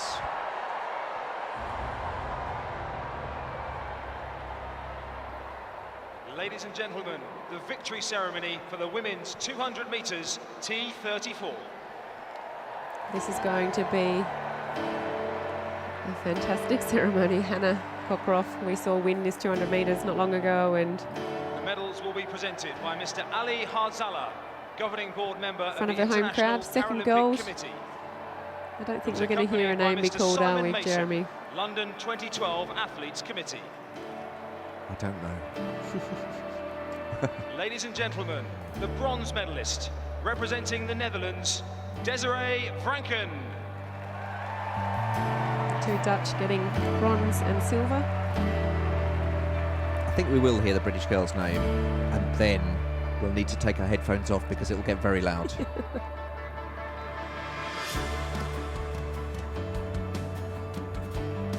I must say, I've never felt anything like it. If you can be in that stadium, you can hear it on the TV, but when you're in that stadium and you hear that roar, it's absolutely unbelievable. It's very, very loud.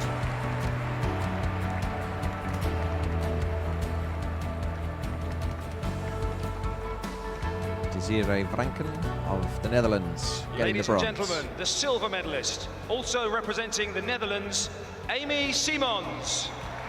Amy gets the silver. And she forgot to go up. She forgot to go. She looked around and then just sort of went, oh, That's me. yeah. I really did win silver. That's my name. Wow. I wonder why she didn't go. She must have heard it. Looks a bit embarrassed. She looks a bit emotional, as you would be. Yeah. I think it's almost like she was, like we're watching an athletics, she was watching it and then she suddenly realised, oh, I'm in it. Yeah. I've got to go. She's probably sitting there thinking, And wow, ladies this is and incredible. gentlemen, the gold medalist and Paralympic champion, representing Great Britain, Hannah Cockcroft. Go on, Hannah. I'm going to have to take my headphones off for this. Go on, girl. Hannah Cockcroft. Gold medal for Great Britain. And I'm going to be standing up in a minute. You're welcome to join in if you want. I will. I did stand up for the Aussie anthem for you the other night. It's up to you. Okay. It's No, entirely I'll optional. stand with you. But Her second gold medal. She's even got the earrings. Have a look at the earrings. Union Jack, bling in her ears, in her hair, on her nails. very That's the polite secret as well. to gold, hey? She's a very polite Brit as well. Thank you. She says, thank you. Listen to that noise. Ladies and gentlemen, as is customary, will those who are able please stand. for And the we are national going to anthem stand. of Great Britain. I'm on my feet.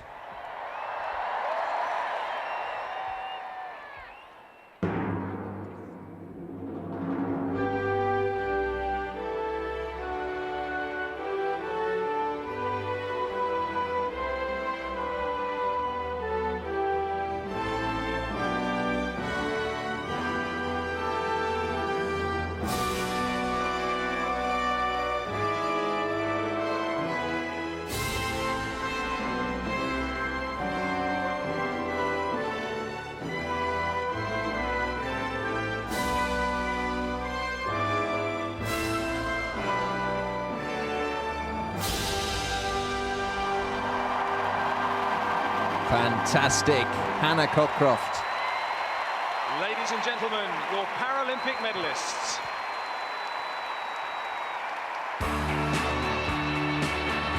Oh, and this is a good song. Bit of David Bowie. Heroes. He's a good London boy as well, David Bowie, born Dave Jones. But because the guy out the Monkey was called Davy Jones, he changed his name to David Bowie. You often hear people around the world call him David Bowie. That's wrong. Bowie. Like the knife. David Bowie. I do like this song. But you can't look too much into the lyrics, actually. If you read the lyrics, they're a little bit can be a little bit depressive. Nothing can keep us together. Back to instead of throwing the Algerian, getting her javelin, getting set. And in a way, Katrina, nothing can keep us together because you have to go back to Australia almost exactly on the opposite side of the world to me. But hopefully we'll meet again in Rio some sunny day. With our bling, we'll have to have headsets that have got glitter and sequins and... Is that what we have to do in Rio? We have to have all of the... I think so. Well, we saw some of the Brazilian athlete last night winning her 100 metres. Yes, oh, that's right, Remember? the blindfold athlete with all the sequins Yes. on, yeah. Guillermina. Guillermina, yes. That's and I have this theory that to compete in the Paralympic Games in Rio, you will need to decorate all of your prosthetic limbs, your wheelchairs, everything, including commentators, microphones and headsets. It will be a party. Get some bling on it. Okay, well, we'll do that. Probably better wait to be invited first before we start picking the outfits. Might not get selected. Now, Safia from Algeria, 29 years of age in the F58 class. Her third attempt at 28.87, giving her 953 points. Personal best for her. So she's now leading ahead of Larissa Volick and Li Meng of China. Ladies and gentlemen, the victory ceremony for the women's 200 metres T38.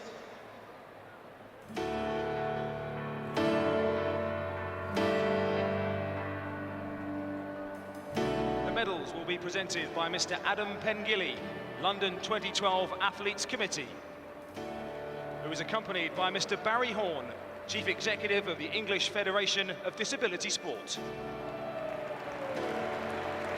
So once again, T meaning Ladies and track, gentlemen, 3 the meaning bronze cerebral medalist, palsy, representing and 8, Ukraine, the Ina mildest of Stryjak. cerebral palsy. Ina Stryjak. This is Ina's 4th Paralympic Games. And you used to race against Ina, did you? I did. Did you used to beat her? She beat me and I beat her, so we had a fantastic rivalry. She's still going. That's probably about her 9th Paralympic medal. Fantastic competitor. In fact, her coach migrated to Australia and then coached me, and then I beat her, so that was a bit of a coup for Australia. And do all the athletes all know each other? I mean, if you wandered through the village, how many people would you know now? Representing the Russian Federation, Not too many. Margarita I haven't competed for a couple of Goncharova. games, but you do know people that have been around for a while. But there is a whole bunch of first-timers this Games, which is as you want it to be. Russian, who was so good the other night, but she's had to settle for silver tonight. Yeah, she just got a bit tired with about 30 metres to go. These girls have had a big program, and ladies and combined gentlemen, with the nervous gold energy. medalist and Paralympic champion, representing the People's Republic of China, Chen Junfei. And here's Chen Junfei. Fantastic race. Very popular winner.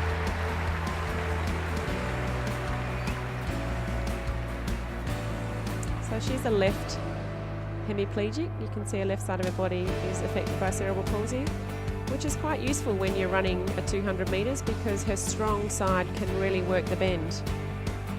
So if you have a choice, you don't get a choice. And with cerebral palsy, you'd prefer it to affect your left side if you're running Ladies bends, and 2s and gentlemen, 4s. as is customary, will those who are able please stand for the national anthem of the People's Republic of China. The most popular song at the Games.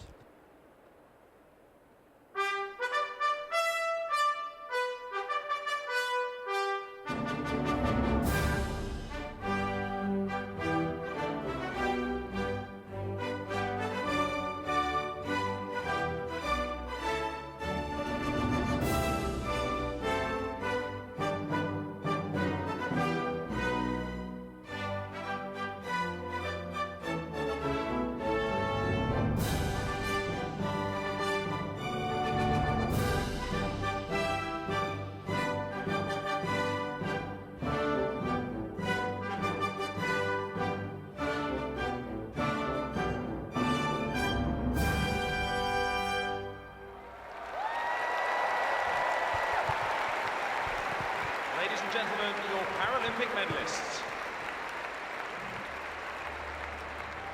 And it's when they come up onto the platform with her, you see how much taller Ina Stryzak and Margarita Goncharova are from Chen Junfei of China, and that's why I think she got such an enormous cheer from the crowd, because she looks just like a kid in a grown-ups race.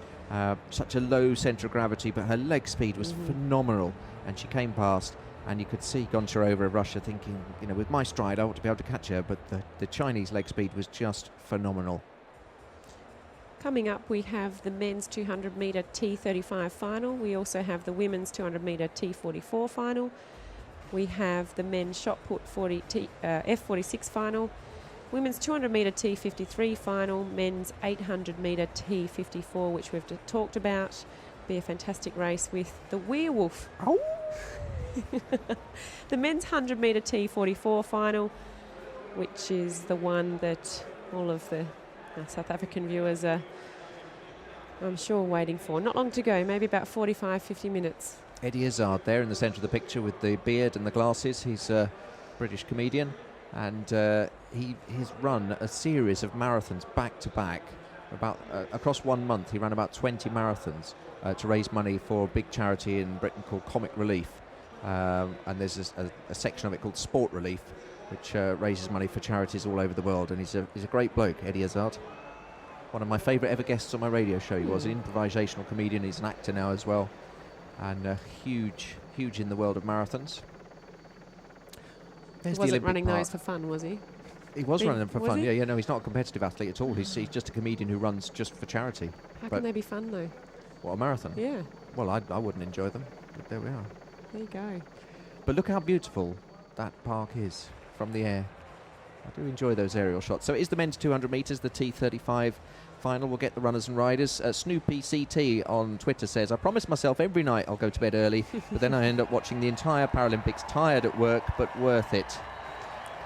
So we're all tired here, but not too many nights to go when it's worth every minute of non-sleep. And Marcus G. Fisher says, Heroes, a perfect theme song for the Paralympics.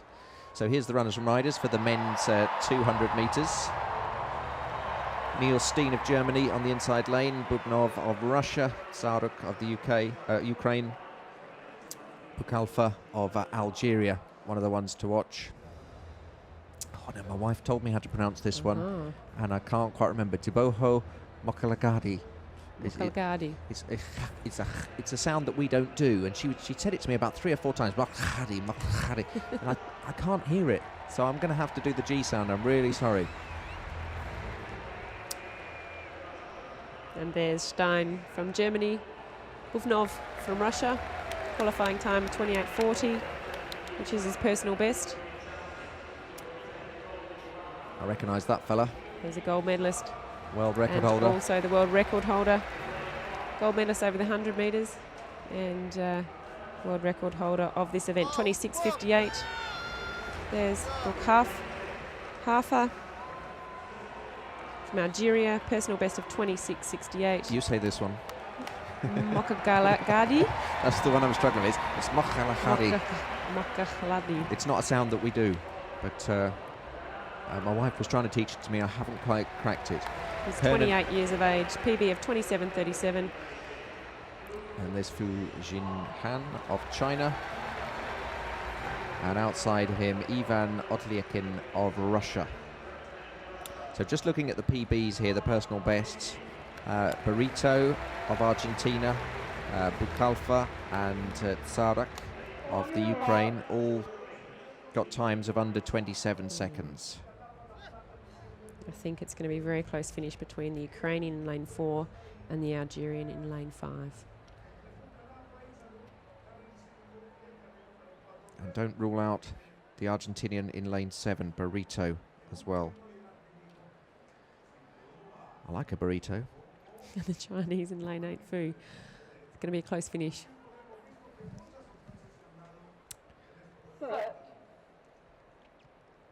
And away, and Tsarak off to a great start. Bukalfa also off strongly as well. It's Bukalfa and Tsarak and Burrito in the outside lane, and Foon going well as well. Burrito is in lane 7, but it's the Ukrainian who's into the lead. Tsarak is in the lead at the moment, and it looks like he's going to get it. Fu finishing very strongly. Nearest us in the red, it's going to be Tsarak of the Ukraine. Fu And then I think it was Hernan Barrito of Argentina who got the bronze. So smashed it. A world record. Another world record. He has had an incredible meet. wait for the cheer from the crowd. 25.86. With his world record before being 26.58. And now it's on the scoreboard, and there's the cheer for Yuri Tsarak of the Ukraine. Every race he's run, they're it's having been a world record. They're having a fantastic games as a country, but as an individual, he has just done phenomenally well. And Barrito there from Argentina, I can hear celebrating in the background, 21-year-old running a regional record of 26.59. And he's got that determined, such a determined look on his face. Even when he's crossed the line, he's looking around like, I'll take you all on. Who wants to go again? Yes, I'm number one. Fu coming home strongly, but just probably left it a bit too late to run the Ukrainian down. And the Argentinian Barrito in lane 3, coming in the close third. So the world record was 26.58. It's now 25.86. See, that necklace bothers me. I always get distracted when runners have necklaces. I don't know what the viewers think, but couldn't run with the chain bouncing around my neck. But I suppose if you don't take it off and that's what you do in training and you practice for many hours, you wouldn't notice. Saruk, world record 25.86. Pretty still conditions. A small headwind of 0.2 metres per second. Men's 200 metre T35 final. And apparently I didn't do too badly on that, on my pronunciation there. According to Marcus G. Fisher, says great pronunciation, even being South African. It's a twister. It's a twister. It's a twister, that one. So, yeah. Have another go? Mokhlagadi. Mokhlagadi. I shouldn't drink while I'm on air, should I? That's the trouble with it. Sensational. Let's just have a look at a few other Twitter comments. James McIndoe says, been a fantastic night for South Africa so far. Hopefully Oscar Pistorius and Arnu Furi can make it even better. There's one. I think your wife, Jeremy's wife, is a great South African ambassador for teaching him multiple ways of speaking. Yes. South African. Yes. Well, we'll see. What's your wife's background? What? Is South African? Yeah, she's Afrikaner. Yeah. Afrikaner. Yeah. Came over to London to work, fell in love with me and stayed. You've got one. Wife, Jeremy, needs a few more Afrikaner lessons, but you're doing a great job. Thanks, Judith. We're trying.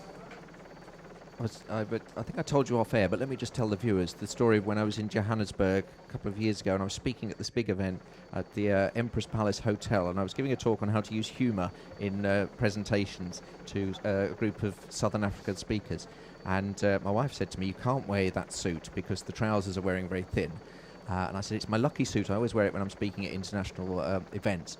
And I was plugging my laptop in at the side of the stage, having to bend down to plug my laptop in that had all the funny slides on that I was going to give the talk about.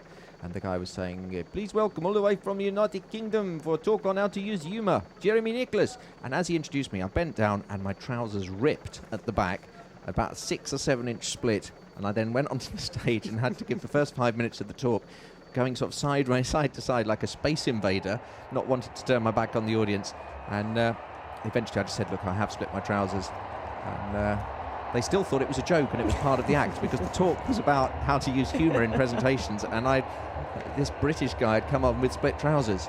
And at the end, people were saying, we still thought it was a joke and we were waiting for their punchline, but there wasn't one. And I then had to go back to my hotel room and for the rest of the event, just wear a pair of jeans.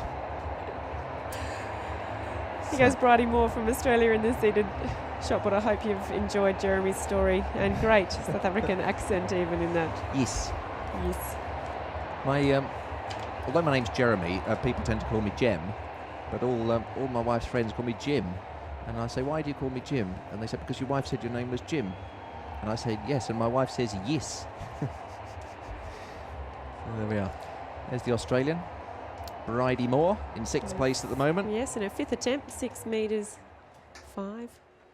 Another event, another 200 metres on the track. Just one after another, all these finals. And it looks like the T44 women's 200 metre final. Let's have a look at the runners in this one then. Now, April Holmes, we're expecting in lane 6, but we've got a DNS, which means did not start. And April Holmes is the world record holder. We saw her get bronze in the 100 metres. She might have pulled up a bit tight after running that 100 and pulled out of this race. We can see their confirmation, DNS. That means she won't start, which is a shame because right outside her is Marie-Amélie Lefeur, who's her great rival. There was an incident at a previous games where they one of them knocked the other one over. I can't remember which way round it was. It was a sort of Zola Budd, Mary Decker type incident. We also had Stephanie Reid in lane 3, who won the silver medal for the women's long jump. And that's Saki Takakuwa from Japan. Here comes the cheer. Turn your televisions down. It's going to be loud. Steph Reid. And I think she got the gold medal in the 100 metres as well for this class. Malou van Rijn picked up the bronze in the 100 metres. Fantastic smile she has. From Germany, Katrine Green. 27.89 her qualifying time.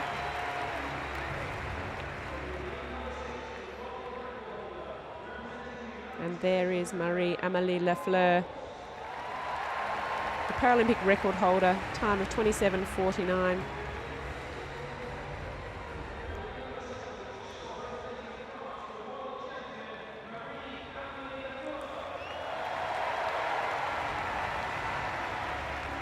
And just moving off the screen there, the great British athlete Sophie Camlish.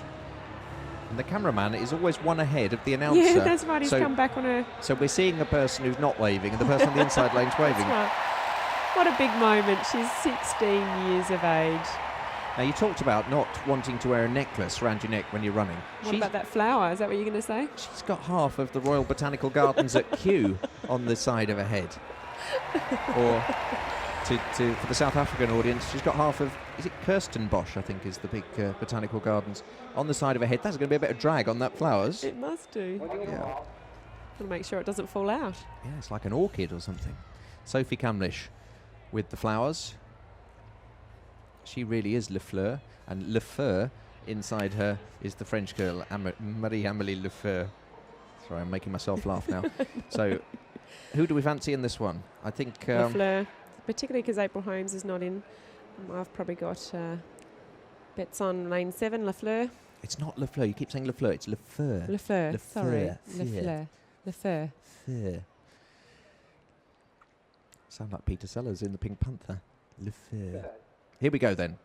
Women's 200 metres, T44 final, and Lefeur away to an absolute fly. You've called this one absolutely right. Katrin Green of Germany also going well. 2 lanes inside her. Lefeur from Green. It's Lefeur for the French athlete from Katrin Green from Germany. And the Dutch girl, Malou van Rijn, coming through. Malou van Rijn, this is a real surprise, coming through.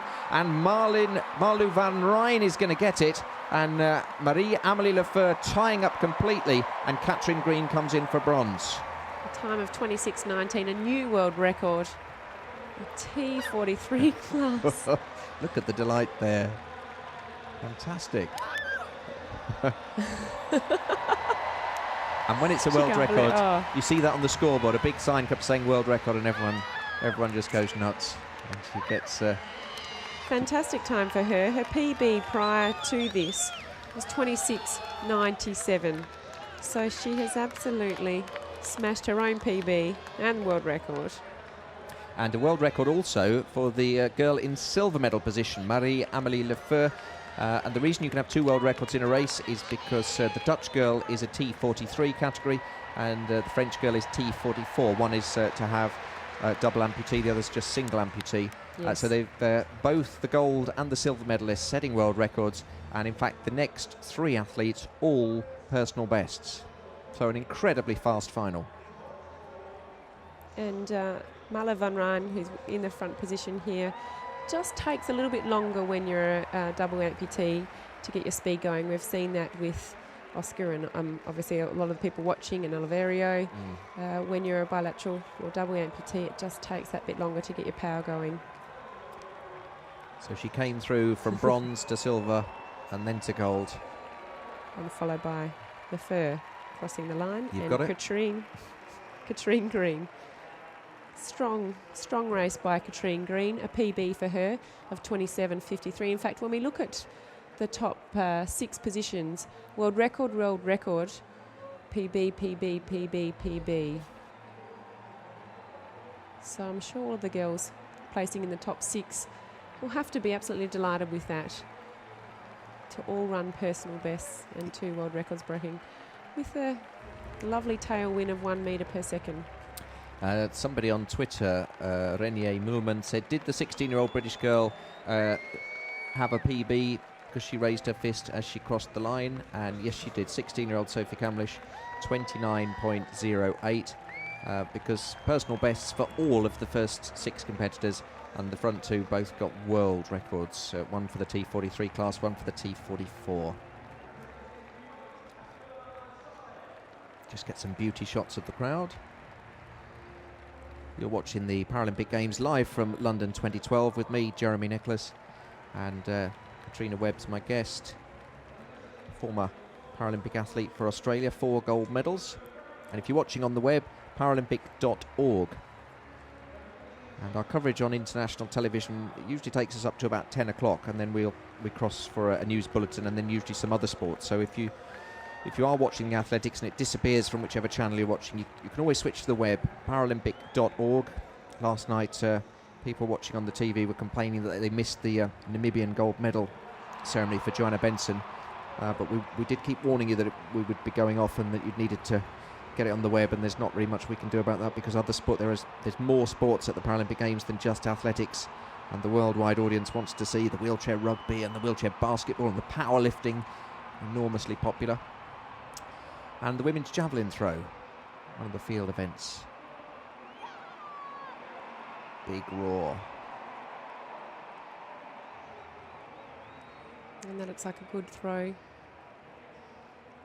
So the last time we saw the javelin, it was Jalal of Algeria in the lead, Volek of Russia in second place, and Liu Ming of China in third.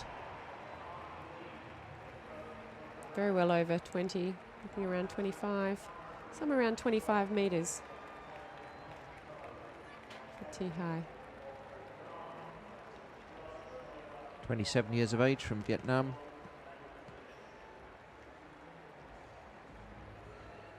And she looks happy with that, 25.37. So that confirms her in 4th place in the competition, and that is a new personal best for her. Great way to finish the competition with her largest throw last. Points, 851 points, which sees her in 4th position. Ladies and gentlemen, the victory ceremony for the men's 100 metres T46.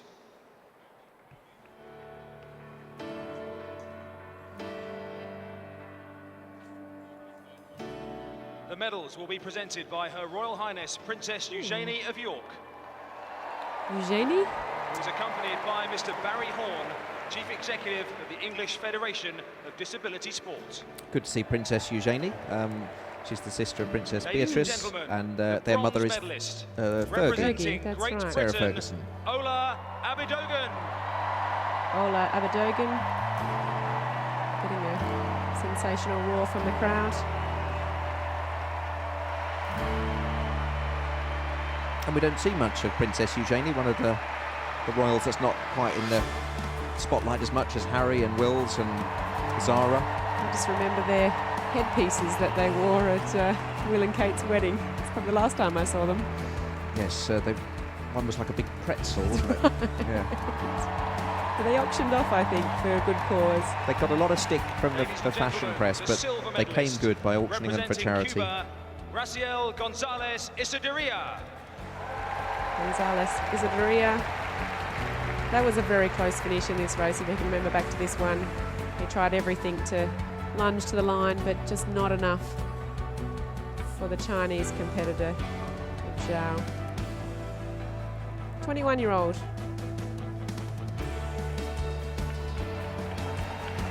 And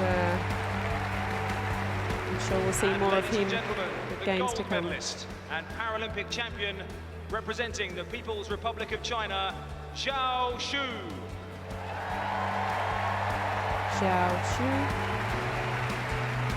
Stacey K on Twitter says, good to see Princess Eugenie, but sad to see no crazy hats. That's right, Stacey. She should have popped one on. I agree. Any chance to auction it off for charity, she would have been in front of a good audience tonight. Owen Myberg says, would love to hear the stories of how these amazing athletes became Paralympians. Somebody should do a book. I've already got 2 books I'm working on at the moment. I can't take on a third. As is customary, will those who are able please stand for the national anthem of the People's Republic of China.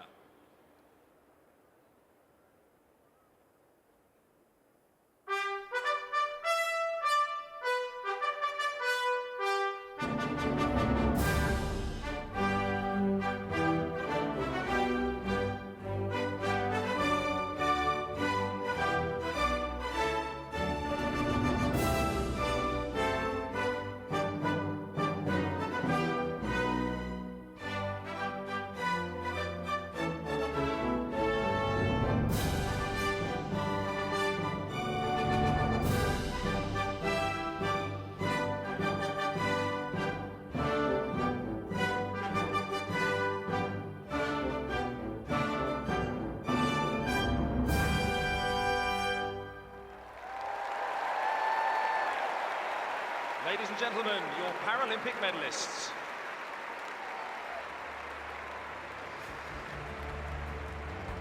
Just saw Lord Coe there in the background. Do you know Lord Coe? I've met him a couple of times, yes. I must say he has done a tremendous job with these games, Yeah. both Olympic and Paralympic, and He's a top bloke. he is a top bloke. He will receive the Paralympic Order Medal the morning after the closing ceremony, and these are only given out to people who do a tremendous contribution to the Paralympic Games who aren't athletes. I learned via Twitter, obviously we're watching the athletics, but the Aussies are leading the Americans in the wheelchair basketball.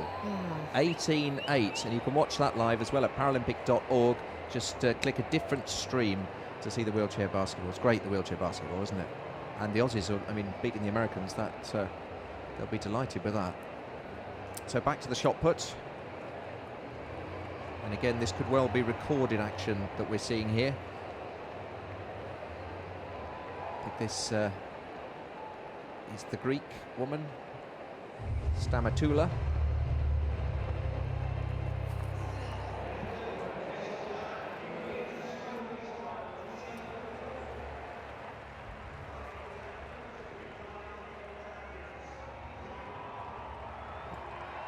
I'm sorry, it's the Finnish competitor, Mariana Huvinen of Finland. We just saw Maria Stamatula of Greece. This is Huvinen of Finland, 45 years of age.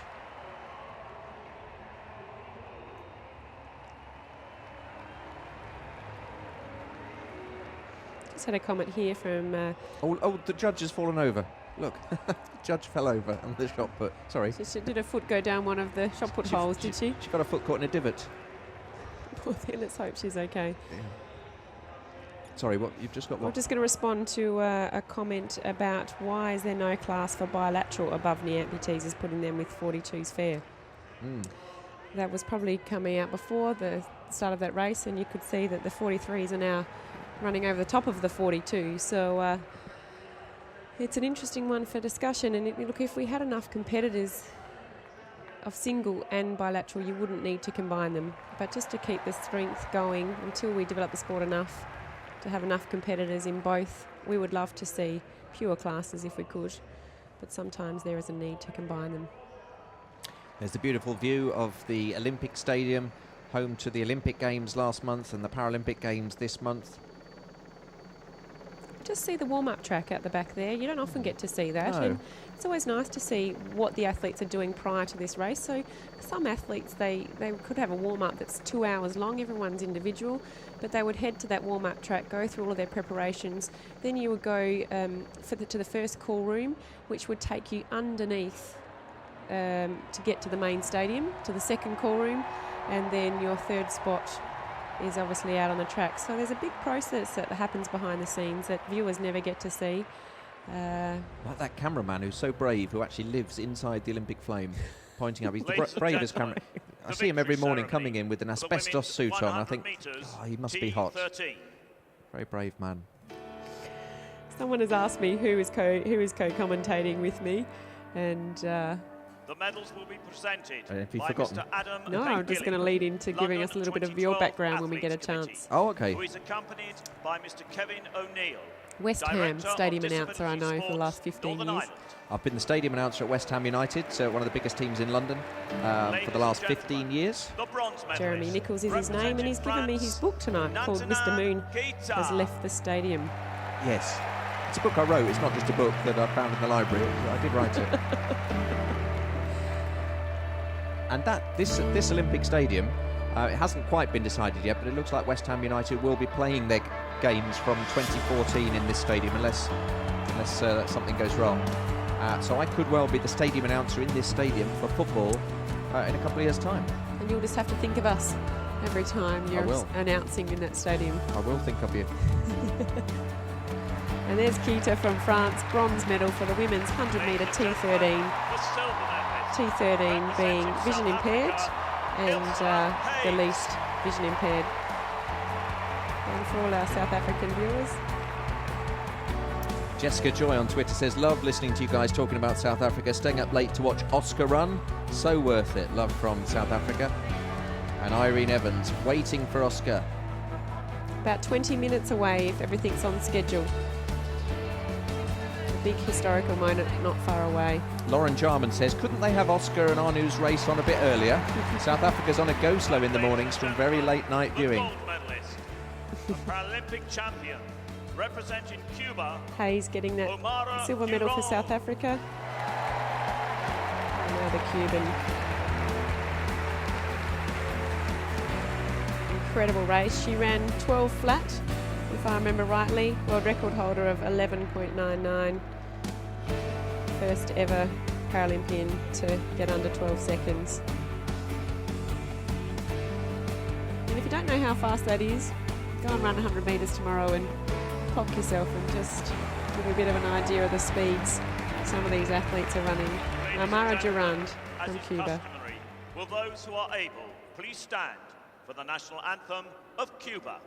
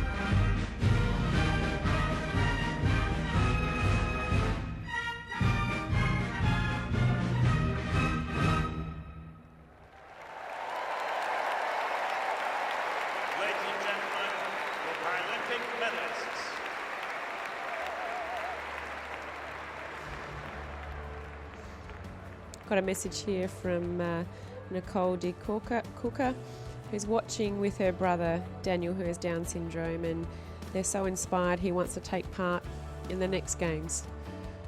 So it's lovely to hear this, that our viewers are getting inspired, and opportunity for Down syndrome to compete in both. Probably more at the Special Olympics, but we have got the T20 class in the Paralympics back again. So Down syndrome competitors can be in the Special Olympics and they can be in the Paralympics?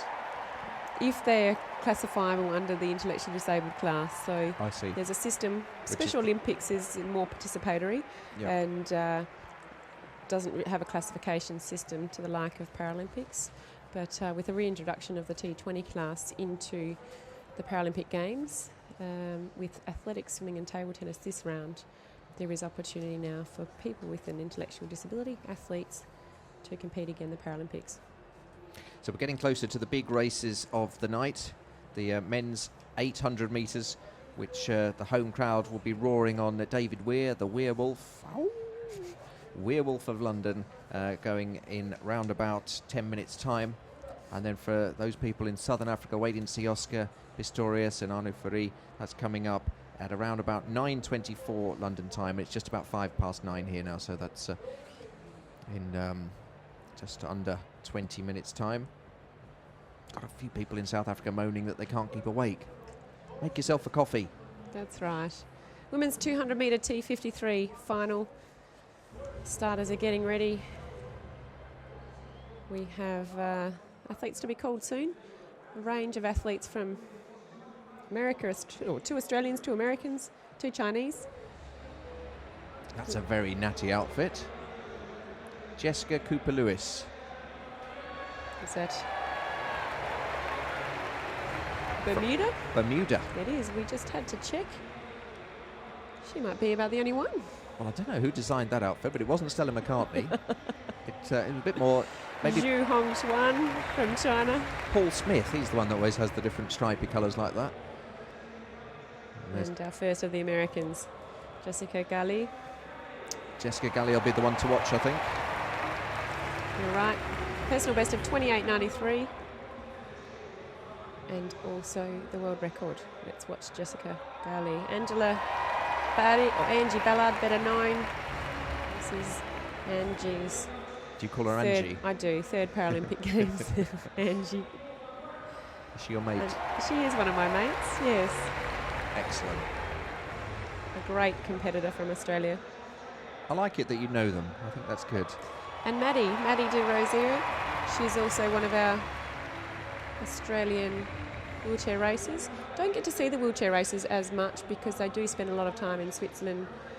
There's a fantastic fast track in Switzerland that a lot of athletes spend their time training and competing at. So a couple of Aussies to look out for and a couple of Americans. And we're calling the Aussies Angie and Maddie. Angie and Maddie. And there's Anita Forjur of Ghana outside Huang of China.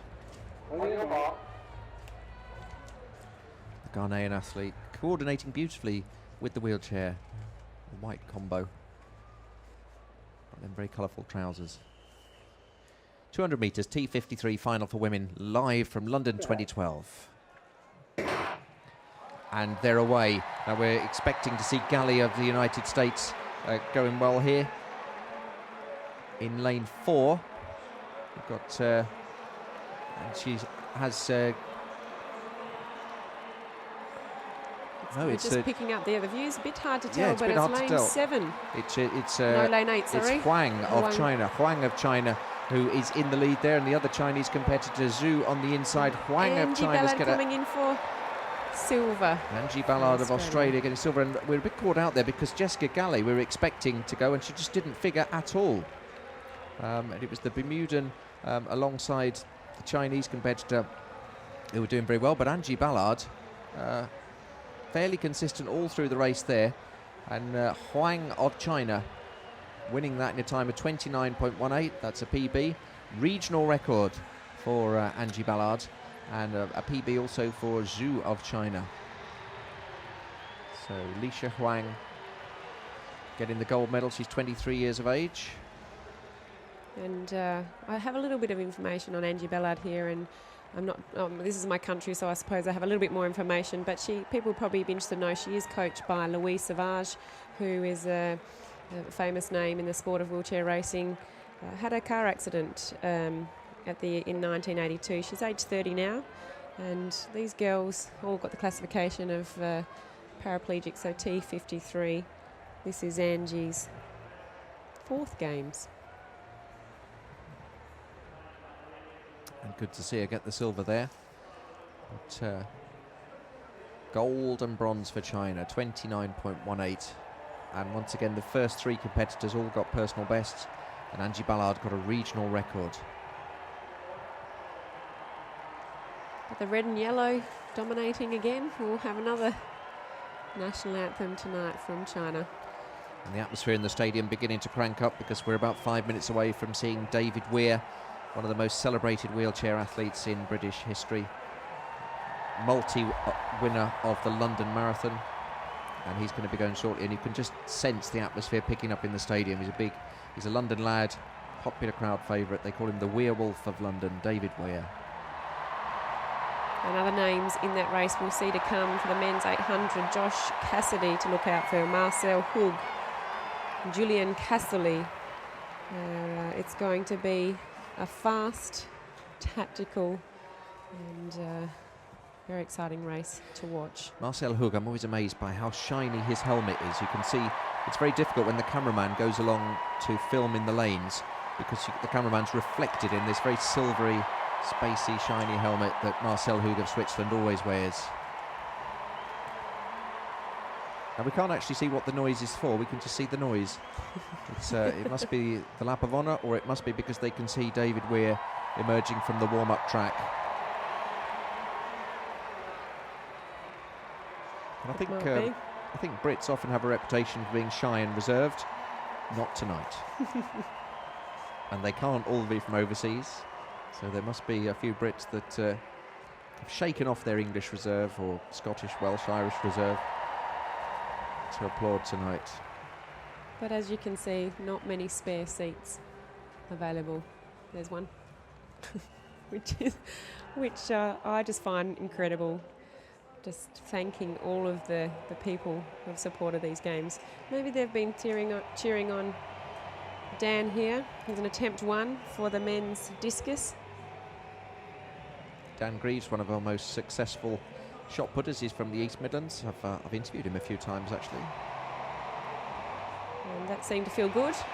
Crowd are happy. We'll just get the results up on the screen at the same time.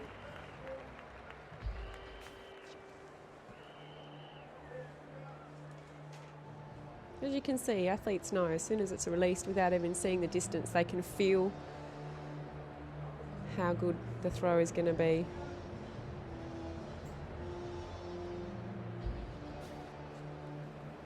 He's happy with that. A distance of 53.75 metres, which I think will be a personal best, but we'll just confirm that. Yep, well done to Dan Greaves. Here it is. Yep, I've got the right page up now. I had the shot put up before and it was the discus. That's why I was thinking, blimey, he's thrown a lot further than everybody else. That's because they were shot put records. Yes, so Dan Greaves in the lead in the competition, 29-year-old, and he's ahead of Adrian Matusik of Slovakia. And here's one of the big races we've been waiting for. It's Marcel Hug. You can see there is the world record holder from 2010, 1 minute 31.12. I don't expect to see world records broken, particularly with these races, is in the fact that it's such a tactical event. Mind you, they've only got 2 laps. It'll be fast from the beginning to make sure they get in good position. But David Weir there, the werewolf. Now, don't you think, when from London. When the Jamaicans, you have the beast, don't you, and then you have the lightning bolts, and they do the pose. Don't you think when they say David Weir, he should just go, "Arr!" Let's have a look and see if the werewolf of London. He won gold in this event in Beijing. He won gold at the World Championships in 2011 over this event. He's really rising up to the moment with this crowd. I'm sure the werewolf of London will win the gold medal in this event. Josh Cassidy in lane 3 from Canada with a personal best of 1:35.72. And there's Marcel Hug from Switzerland, the world record holder. He's the man to beat, isn't he? Hug of Switzerland. Jordan Bird in lane 5 from the USA. 23-year-old. Casserly is one to watch too from France. He's been very competitive in the 1500 and in the 5000. The season best. There's only a couple of seconds between all of them. There's David Weir of Great Britain. Go on, fella.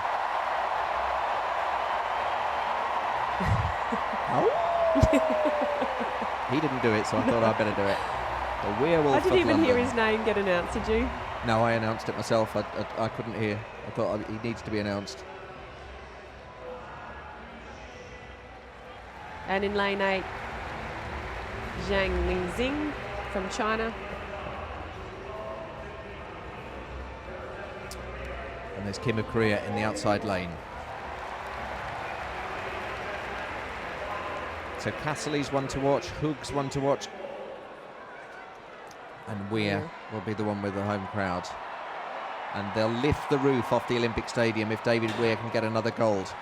Here we go, the men's 800 metres, T54 final, 2 laps of the track, and they'll start in lanes. And it's hard to tell who's out in the lead at the moment. I would say Zhang of China, who's just outside David Weir, is going extremely well. It is Zhang of China who breaks ahead. David Weir just behind him. And it'll now become a tactical battle. Zhang of China in the lead. So 27 seconds there for that. We've had a crash. Someone at the back has crashed. It's hard to see who it is. It's someone in white. That could well be. Is it Josh Cassidy of Canada? I can't see who it is who's out, but David Weir is tracking Zhang of China. Marcel Hoog of Switzerland with the silver helmet is in 3rd place. They take the bell, 400 metres to go. 52 second, 15 lap, fast lap there, and this will be even faster. You can see them pick up the pace now. David Weir in just exactly where he wants to be. He's right behind Zhang of China. David Weir, the Londoner, so popular at this Games. The Werewolf of London just behind Zhang of China. And Hoog of Switzerland, the world record holder, is in 3rd place at the moment.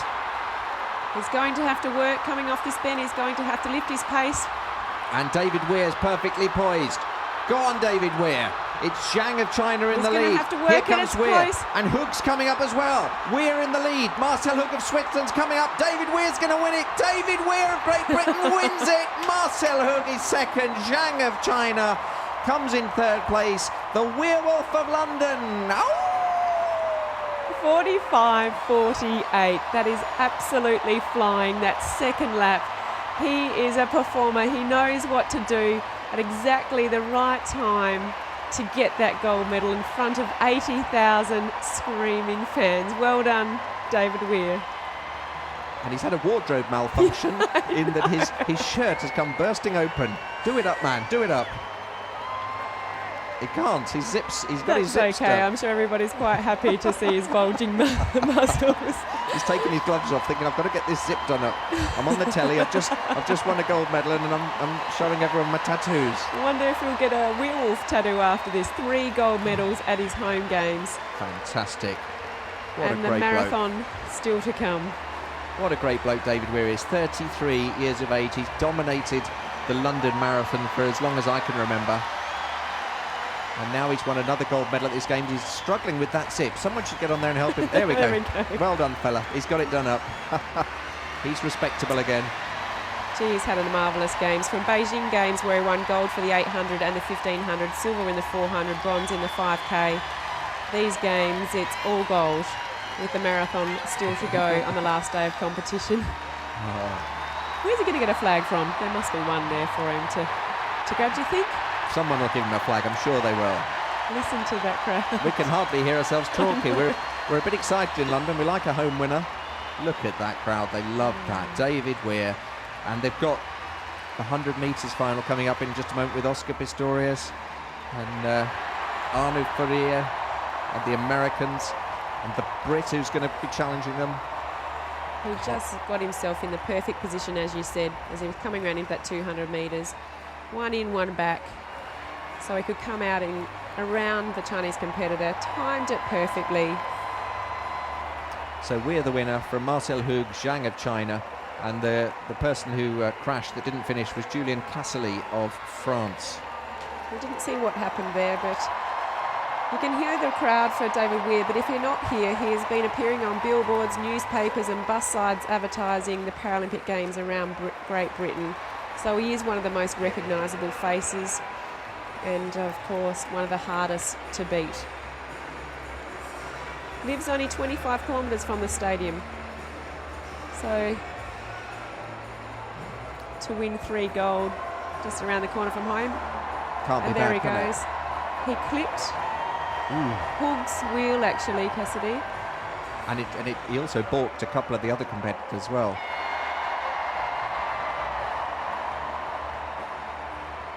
And there is the winner. David Bowie's heroes again, pumped out during the Sense stadium. of relief on his face, and just caught that last expression of, wow, the weight off his shoulders. Nick Rennie on Twitter says, what a noise in the Paralympic stadium, what a hero. David Weir, 3 gold medals and every one a thrilling finish. That's what we want to see, isn't it? This is sport. We want to see thrilling, spine-chilling finishes, and that certainly was one. Andre Dorfling, absolutely amazing performance by David Weir of Team GB. Such pace, well done, lad. You can see the marvellous effects they managed to get in the crowd using those little digiboards. There's little digiboards behind everyone's seat that has 9 little LED lights on it, and they can do these fantastic effects that we saw at the opening and closing ceremony. So back to discus. But we've got that 100 metres T44 final coming very shortly. We should see them walking out the track soon. For the men's discus, he's happy with that throw. A competitor from Iran, and we'll see if we can bring up. That's Farzad Sepavand, who's been lying in 2nd place in the competition. Dan Greaves of Great Britain leading at the moment. If you're watching in South Africa, you haven't got much longer to stay up before that 100 metres final. Oscar Pistorius, Arno Furi in action. But Johnny Peacock of Great Britain, one of the favourites to do well, along with Blake Leaper.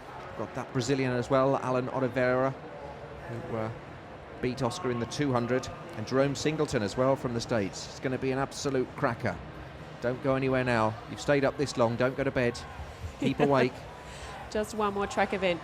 Fazard throwing 56.73, a regional record for him and a personal best to put him into 2nd position in the men's discus F44 final. And here's Jeremy Campbell from the USA. His 2nd attempt, 1st attempt being a foul. And he'll be looking to, his PB is 63.46. 25-year-old American. What does he think about that? Before, not over 63, so probably looking somewhere over 55 metres. Not probably where he wants it to be, but at least getting one in after having a foul for your first throw is a good thing. Graham Taylor on Twitter says, can you please tell us what sport you guys were involved in? Well, by guys, I guess he means me, Jeremy Nicholas. What sport are you involved in? And Katrina Webb, yes. my co-commentator. Well, I played Sunday League football in Regent's Park up until the age of 40. I played in the Camden Musicians League Supreme Division for a team called Heart of North London FC. I was a right back, and I scored twice in 5 years. And Katrina Webb is a 4-time gold medalist at the Paralympics, running in the T38 cerebral palsy category in the 200 metres, and she won 4 gold medals. So very, very similar sporting achievements between the two of us. I was also a Long Melford junior tennis champion as a boy, and Sudbury mixed doubles tennis champion. Don't go away. Look, we can see the start list. The final for the men's 100 metre T44. We don't even need to explain what that classification is. I'm sure everybody knows. This is the race we have been waiting for. And it's a shame it's come now, because I had quite a lot more sporting achievements of mine that I needed to run through. They're more important than this race, aren't they, Jeremy? Well, the saddest moment for me was in my university tennis career when I realised I only got picked for away games because I could drive the minibus. And every time it was a home game, I got dropped. But there we are. So there's Liu of China in lane 2. Now, you know, there's about 6 people in this race that could win this. It really is going to be an absolute cracker. That's the Brazilian who, with the longer blades that Oscar wasn't too impressed with in the 200 metres, but we must stress, absolutely legal. There's Oscar Pistorius. There's the biscuit for everyone in South Africa, Oscar Pistorius. Come on, Oscar, you can do this, fella. Thumbs up. Much as I'd love to see the Brit win, I'd love to see Oscar beat the Brazilian and just say, in your face, fella. And there's Richard Brown from the USA, qualifying time of 11:33. And here is the man of the moment. Go Johnny. Johnny Peacock. Wow. 11:08 is qualifying time. He's just taken that energy in, but he's gone straight back to focusing on the job he's got to do. There's the other South African, Anu Fourie, T44 category, qualified in 11:29. We will see Blake Leaper from the United States, 23-year-old with a personal best of 10.91, qualified with 11.34, so let's hope that he gets close to his PB and we see this race sub 11 seconds. And Jerome Singleton in lane 9 from the USA with a personal best of 11.16, 26-year-old, and one that will make this race a very competitive one. Soon we'll hear silence in the stadium. There's Oscar. I can't call this, you know. I honestly can't call this one. It's a bit of a short distance, this one, for Oscar. Peacock with his home crowd. You can hear them chant, so Peacock, Peacock. Peacock. And they're going to call just to stand up. They might quieten the crowd, I think, just for respect so for Oliveira, the athletes. yeah, it's because of the home crowd getting a bit too noisy. Oliveira of Brazil with the longer blades there, so he won't be able to get off quite as quickly. Oscar will get away quickly, but I think Peacock of Great Britain, just 19 years of age, he's going to be the one to watch. But you just can't ever rule out Oscar Pistorius. I mean, he was beaten the other day for the first time in about 9 years. The guy ran at the Olympics. He will be burning to get that gold medal. And the crowd just being explained nicely to them that, can you please be quiet? Johnny Peacock, 19-year-old, in front of his home crowd. It's going to be close. Everybody else in their 20s, but 19-year-old Johnny Peacock in lane 6. But all eyes on Oscar Pistorius in lane 4. This is the big one. It's the blue ribbon event, the men's 100 metres T44 final.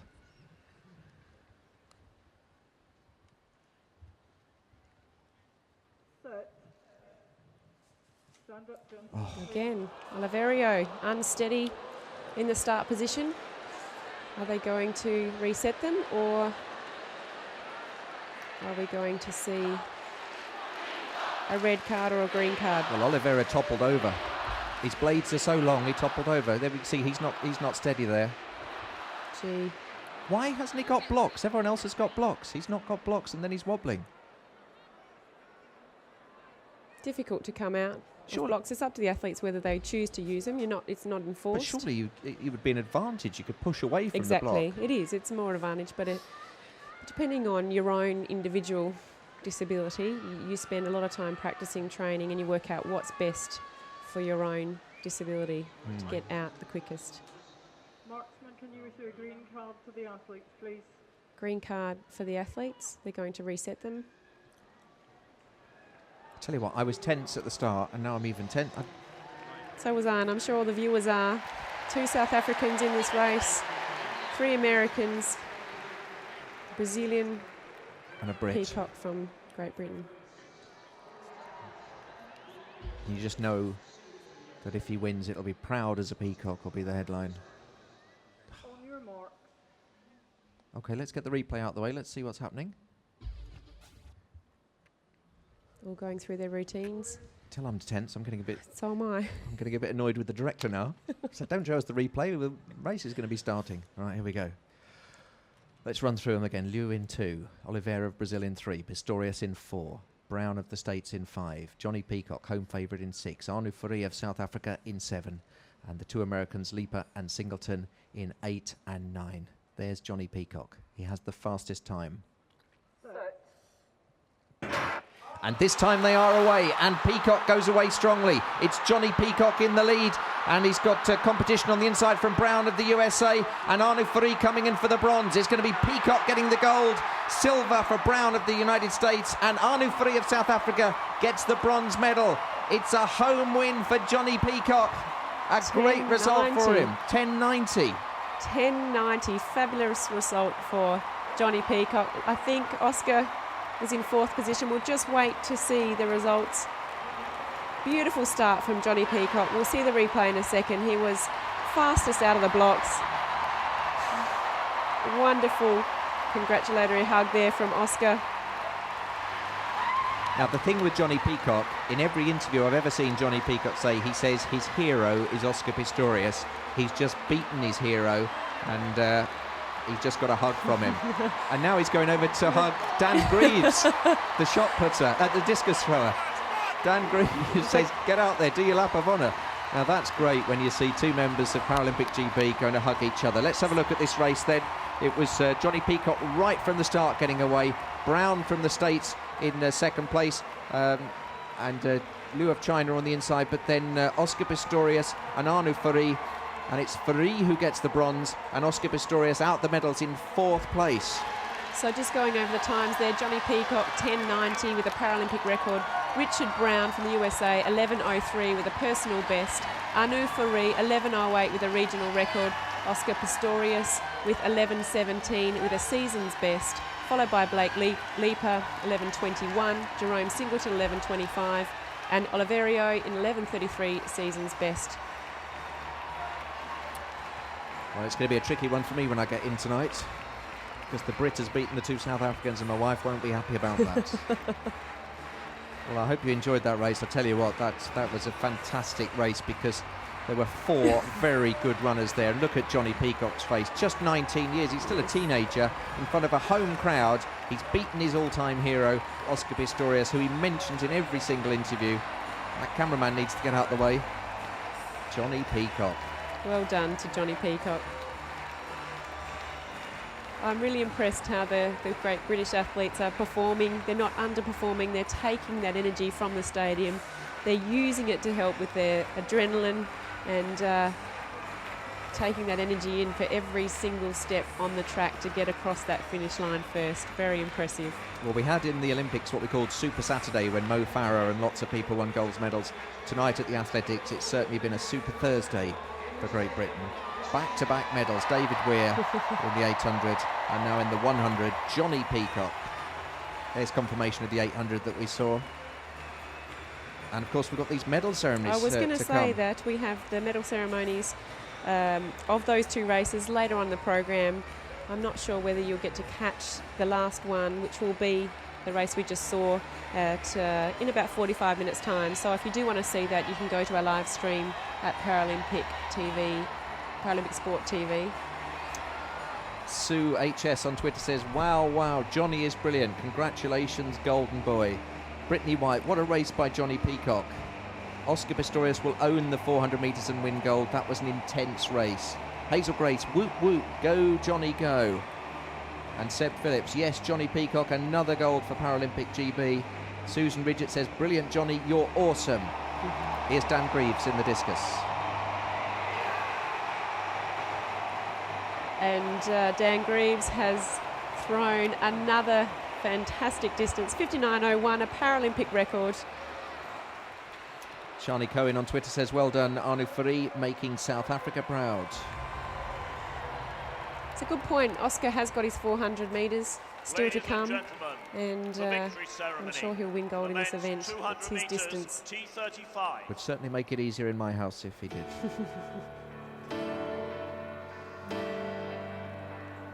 Usually there's a cup of rooibos and some biltong waiting for me when I get in. Tonight there might not be. President and CEO of Samsung Electronics Europe. Just to let you know, that throw of Dan Greaves put him into first position, President of the European the Paralympic record. Yep, he leads the Iranian, Sepavand and Campbell of the States in third place. Medalist, representing Argentina, Hernan Barreto. There's Barreto. We were calling him Burrito, weren't we? Barreto. I think it was because I was hungry. Do like a burrito. Barreto. Yeah, but with that stadium announce, what makes you think that he's right and I'm wrong? We heard the pig's ear he made for some of the others.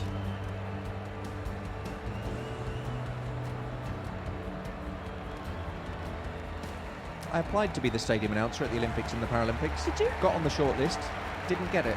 Did you have to audition for this? Yeah, I had to audition for this. No, sorry, no, to be the stadium announcer. I did, yeah. I had to do a trial medal ceremony. Yeah, got on the short list, didn't get picked. Well done for getting on the short list. Thank you very much. A great job. You just had to be short, and I was. And 5'7". Ladies and gentlemen, the still the medalist. Well, we're lucky you're not there because we've got you here, and it's great fun working with you, Jeremy. Well, actually, when you think about it, I'm enjoying this a lot more because we get to commentate and chat. Met this lovely lady from Australia. I met you. Yeah, look, if you were being the stadium now, where's this? Come on. Yeah, no, the stadium announce, you just have to be factual, doesn't it? Whereas here we can Well, enjoy actually, ourselves. I think you wouldn't have been able to help yourself. You would have had to throw in a few jokes or two, and you might have been the star of the show. I did a West Ham game against Manchester United when we played, and it was snowing at the stadium. And I just did the medal. Yuri Tsarov. And we were playing Manchester United, and it was snowing at the West Ham ground, Upton Park bowling ground. And midway through the game, the referee decided we had to have an orange ball instead of the white ball to see it better against the snow. And you're not meant to, but I announced it as a substitution. Leaving the field, the white ball. Please welcome the orange ball. And everyone went, hey! So I do sometimes chuck in for funny ones when I'm doing the stadium announcing at West Ham. And why not? You have to have a sense of humour, actually. That's The way our team plays, you need to have a sense of humour. Well, I tell you what, a lot of the athletes, Paralympic athletes, have great sense of humour. Please stand for the national anthem of Ukraine.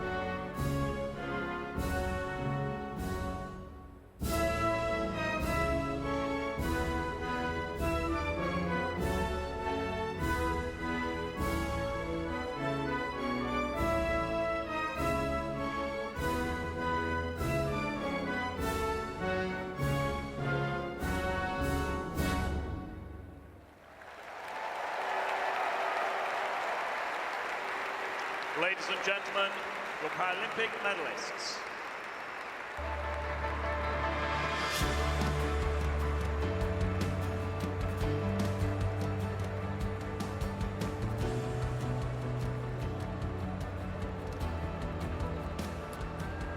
So let's just have a look at Twitter then, because it's gone absolutely mad with people mentioning all of the races. Amazing Peacock says, Eva Maria Hoffman, what a race. 100 metres, T44 gold to Johnny Peacock. What a great race.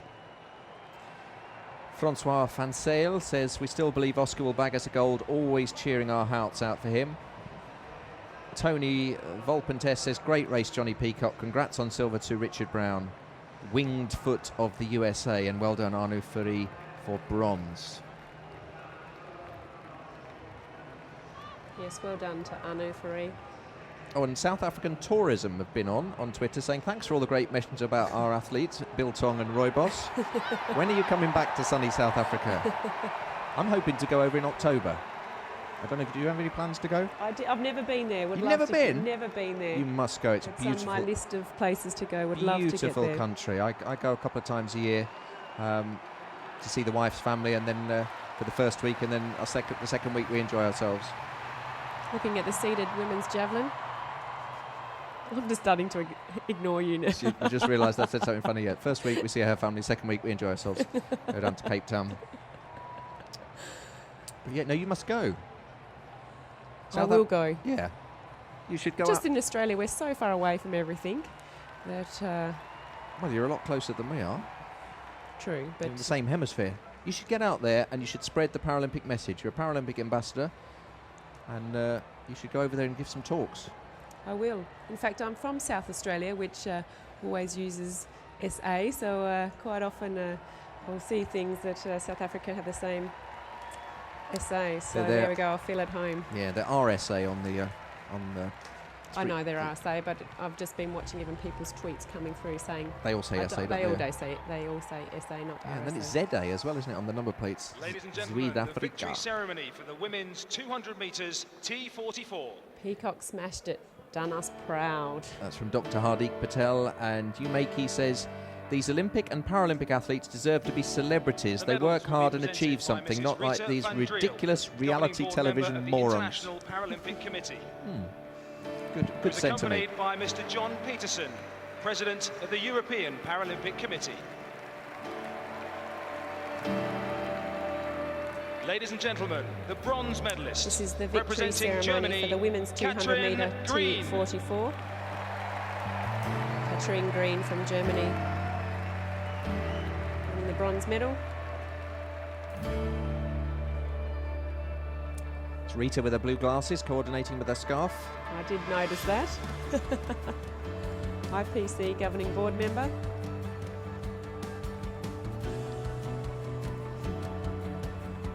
The IPC do such a great job in organising these games and representing the sport. Yes, it's been an absolute pleasure working for the IPC these games. Really getting to see it from a global perspective instead of just from one country's view. Silver medalist, and separate from the Olympics, which is organised by the IOC. And there's Lefeur. And I think they should remain separate. I think the Paralympics is special, and a lot of people want it absorbed into the Olympics, but let's keep it separate, let's keep it special, because it's just great when you look in all the newspapers across the world, all these brilliant athletes getting all the attention, and if it was at the same game as the Olympics, they would not get that attention. You know they wouldn't. It would all be about Usain Bolt. I've got a bit angry, haven't I? We've got in your ear. I think that's what's happened. A week ago, I knew nothing about this. Now I'm virtually an ambassador myself. You have done an incredible job for not knowing much about these games. You can just see your professionalism. It gets to you, though, doesn't it? It gets to you to see these guys and girls just giving everything. And Van Here's Rijn. the girl with a beautiful smile. She's won bronze so far in these games, and now to be in that top position. She come home fast, didn't she? She ran over the top of in the last 15 metres, and double below knee amputee, getting the speed towards the end of the race. She looks like a film star. I can't think which one is it. Anne Hathaway or someone? She's very pretty. Right. Yeah, Anne Hathaway from One Day. Ladies and gentlemen, as is customary, for those who are able, please stand for the national anthem of the Netherlands.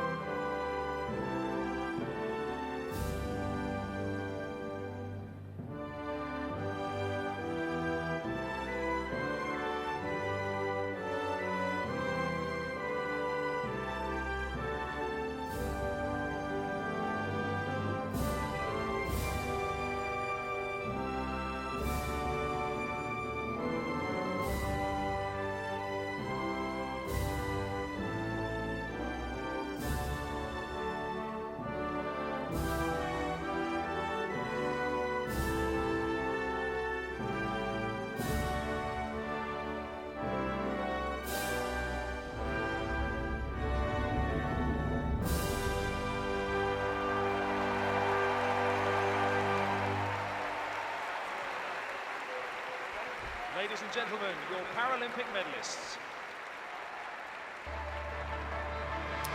I'll read out a few messages from Twitter while they're just having their photographs taken. Samir Naik says the Paralympics is such an inspiration, and they've enjoyed our commentary. That's very nice. Judith says lekker slaap, Jeremy and Katrina. Can you tell me what lekker slaap is? Lekker slaap means sleep well. Sleep well. Yeah. Wow. So lekker yeah, slaap. There you go. I like that, lekker slaap. Lekker means well. So if something's going very well, you say it's lekker. If it's going really well, it's baie lekker.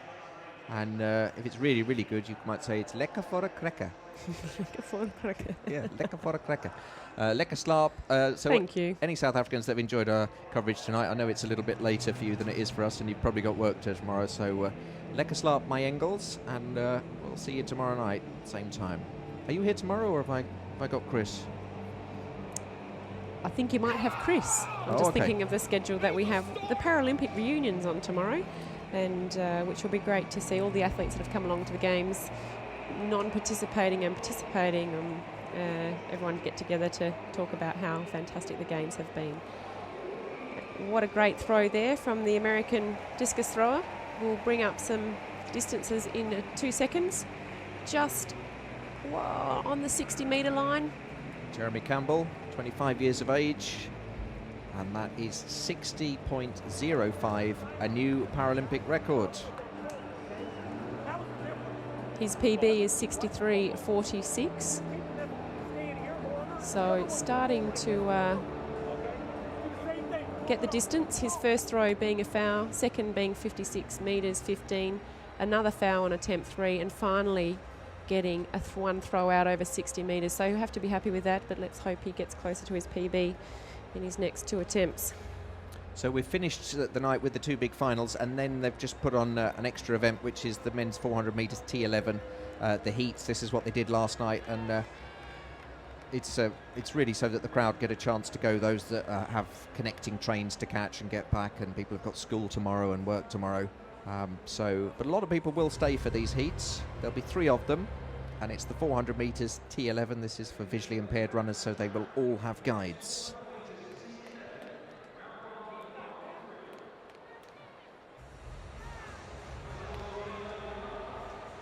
So there's Armando of Angola with Palanca, his guide. Just a reminder, it's always the athlete with the number on. The guide has the orange bib.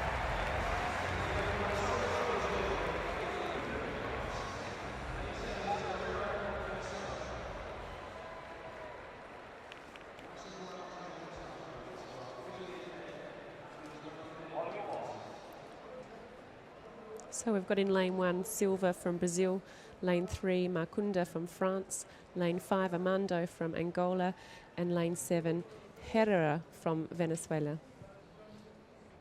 And just a reminder, this is just a heat, and it will be the first 2 that will go through. Fastest personal best is lane 5 Armando, 52.22, with the world record in this event being 49.82. So Brazil, France, Angola and Venezuela. Just taking a little bit longer to settle, as they have the guide runners as well. Here we go then, 400 metres T11, round 1, heat 1. And it's Silva of Brazil on the inside lane. Macunda of France is going very well. Armando of Angola making up on Herrera of Venezuela in the outside lane. Armando of Angola going the best of all at the moment. But on his inside, Macunda of France is catching up quickly. Armando of Angola has now taken the Venezuelan. Armando of Angola going very well indeed. Macunda of France on the inside. Still the bend to unfurl here. The French competitor catching up really quickly now. First in each heat to go through, and the next one, first fastest to advance to the final. So it's important that they finish first. And it looks like it's going to be Macunda of France who's going to be the automatic qualifier. Armando of Angola coming back quickly, though. The Frenchman slowed down too early. Keep going. Oh, and he pushed him over the line, and he'll get disqualified for that. He pushed him over the line. You can't do that. We saw that the other night. Macunda of France was slowing down too early. I think he thought that he was further round than he was. And Armando of Angola, who had led, then came back at him. And I said wrongly that I thought 2 went through. You're absolutely right, Katrina. Yes, it's first in each heat. The first in each heat that goes through, and then it'll be the fastest runner-up. And the French guide, I think ill-advisedly, pushed his man over the line there, and to try and catch up with Armando. And if he was adjudged to have propelled him, then he'll get his runner disqualified. Let's just take a look at that again. So at this point, Macunda does a great bend, comes in, really dominates the back straight, the home straight, sorry, and in a fantastic position. Maybe he just thought that he'd done enough. But it's up to the guide to be telling him here, you've got to keep going, keep going. Yes. And here comes Armando of Angola. At this point, the guide spots him, and then just watch. Does he give him a bit? No, actually, he doesn't push him, I don't think. Looked like he might have just lunged to the line just in time. Yeah. The guide might have just said to him, lunge. It looked like Makunda actually thought he was there at the finish, didn't it? Yeah. And maybe his guide just whispered or yelled. Not whispered. He would have yelled to him, lunge. Whatever lunge is in French, and get over that line. 52.04.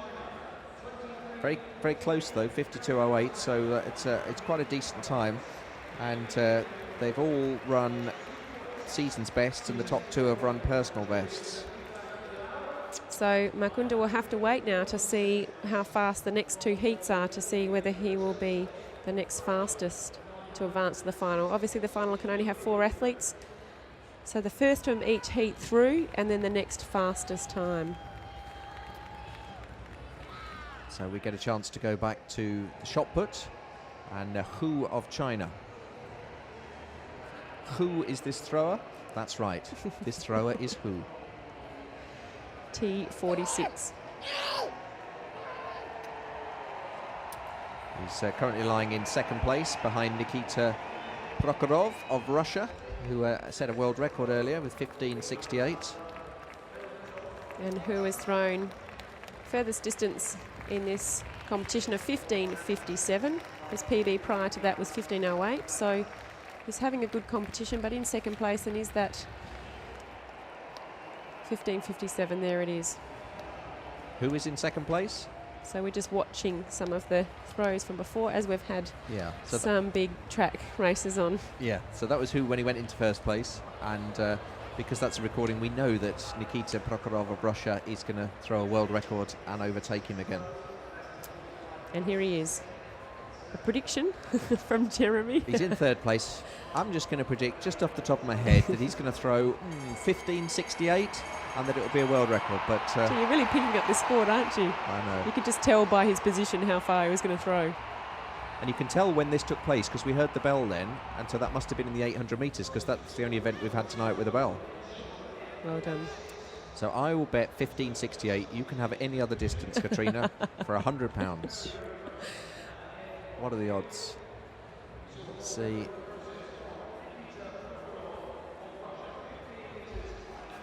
And the announcer has exactly... How did you do that? Blow me down. That's £100 you owe me. Now, Sean on Twitter says Pistorius is not a 100-metre specialist. His event's 200 and 400, so watch him in the 400 metres later, and we certainly will. Yes. Yes, we saw him run the 400 metres in the Olympic Games. Yes, we know that that is his best event. That child should have been in bed by now. She's up far too late. She's brought a Tigger with her as well. She's had a little cuddly Tigger from Winnie the Pooh. But why not? London won't see the Paralympic Games for a long time, so kids are allowed to have a late night, I think. My mum would disagree. He had to be in bed by 9 o'clock with a glass of milk. In bed with you? Yeah, it's a glass of milk. Had to actually come in the bed with us, the glass of milk. We weren't allowed to drink it, just had to hug it like a hot water bottle. Made a right mess of the sheets. There we are. Oh, we're getting to the end of the show. I can tell by the conversation we're having now. Adrian Dupria says the Paralympics is lekker for a cracker.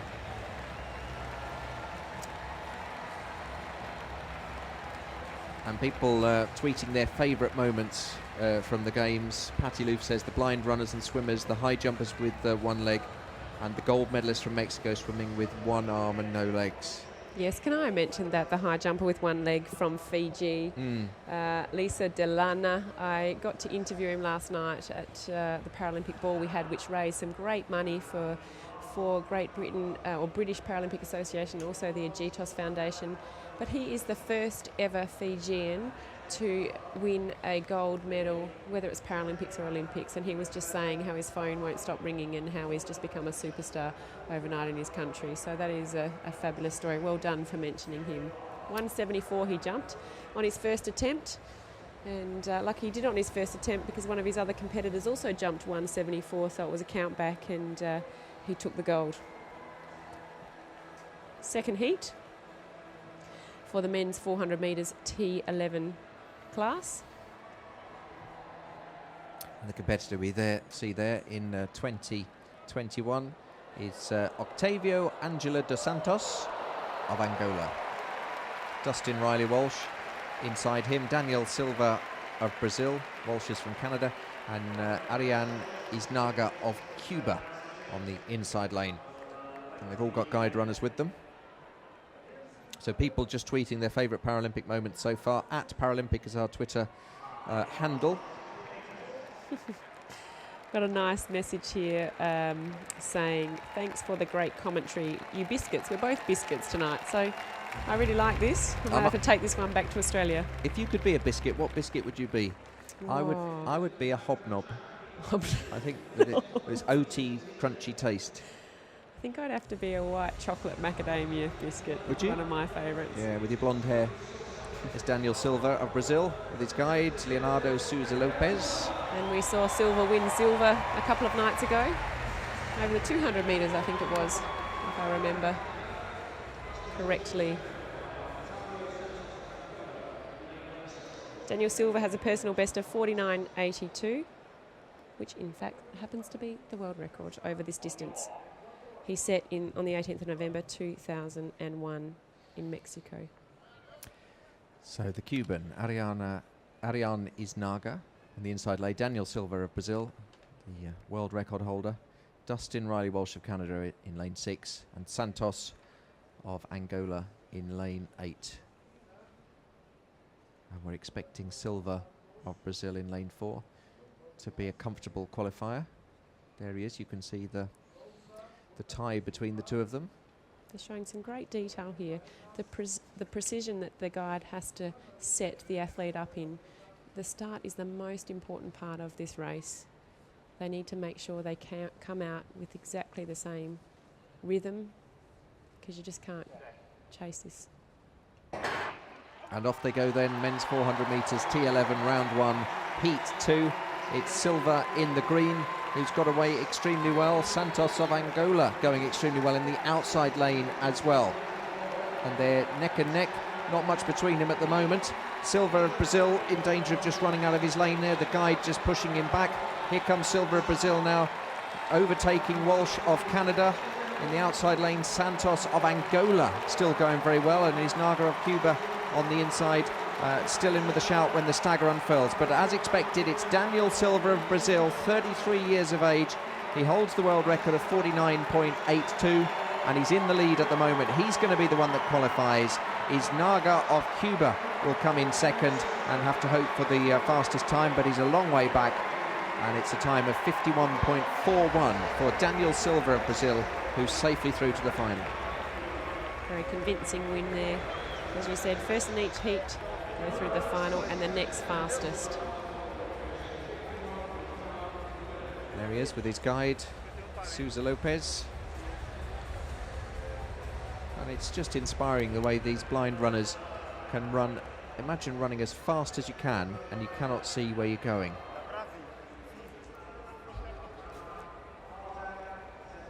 So the first heat was won in 52.04. So Silva's improved on that. 51.41 he's qualified in.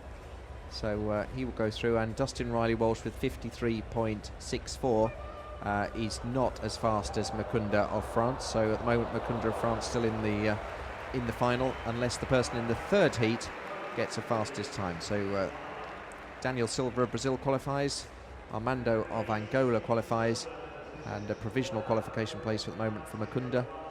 But we'll wait and see who wins the third heat and how fast the person coming second is. And that will be the next event we see on the track, and the final event for this Thursday night, the 6th of September. We must be getting close to a medal ceremony, are we? Or is that Dan Greaves in the background? Let's see what the crowd's roar is for. Well, we've got a couple of medal ceremonies coming up with British competitors. And there is Dan Greaves throwing over on the far side. He got a white flag, but he doesn't look too happy with it. Hopefully we'll get a recording of this. It feels like we're in the cheap seats here. We're a long way away. We can't see what's going on. And now they have gone to it, and it's Jeremy Campbell, the American, with a very frightening mouth guard.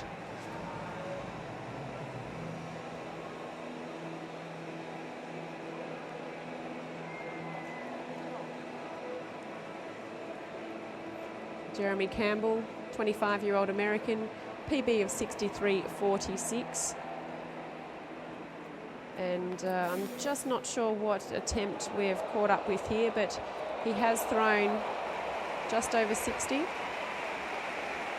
just under. I didn't catch that. He has thrown 60.05 in this competition, and I think that was it, which will be a Paralympic record. And let's just have a closer look at where it lands. No, that's just before, so that must be his attempt 6, which was 59.39, seeing him get a Paralympic record in his 4th attempt, as I was saying, 60.05.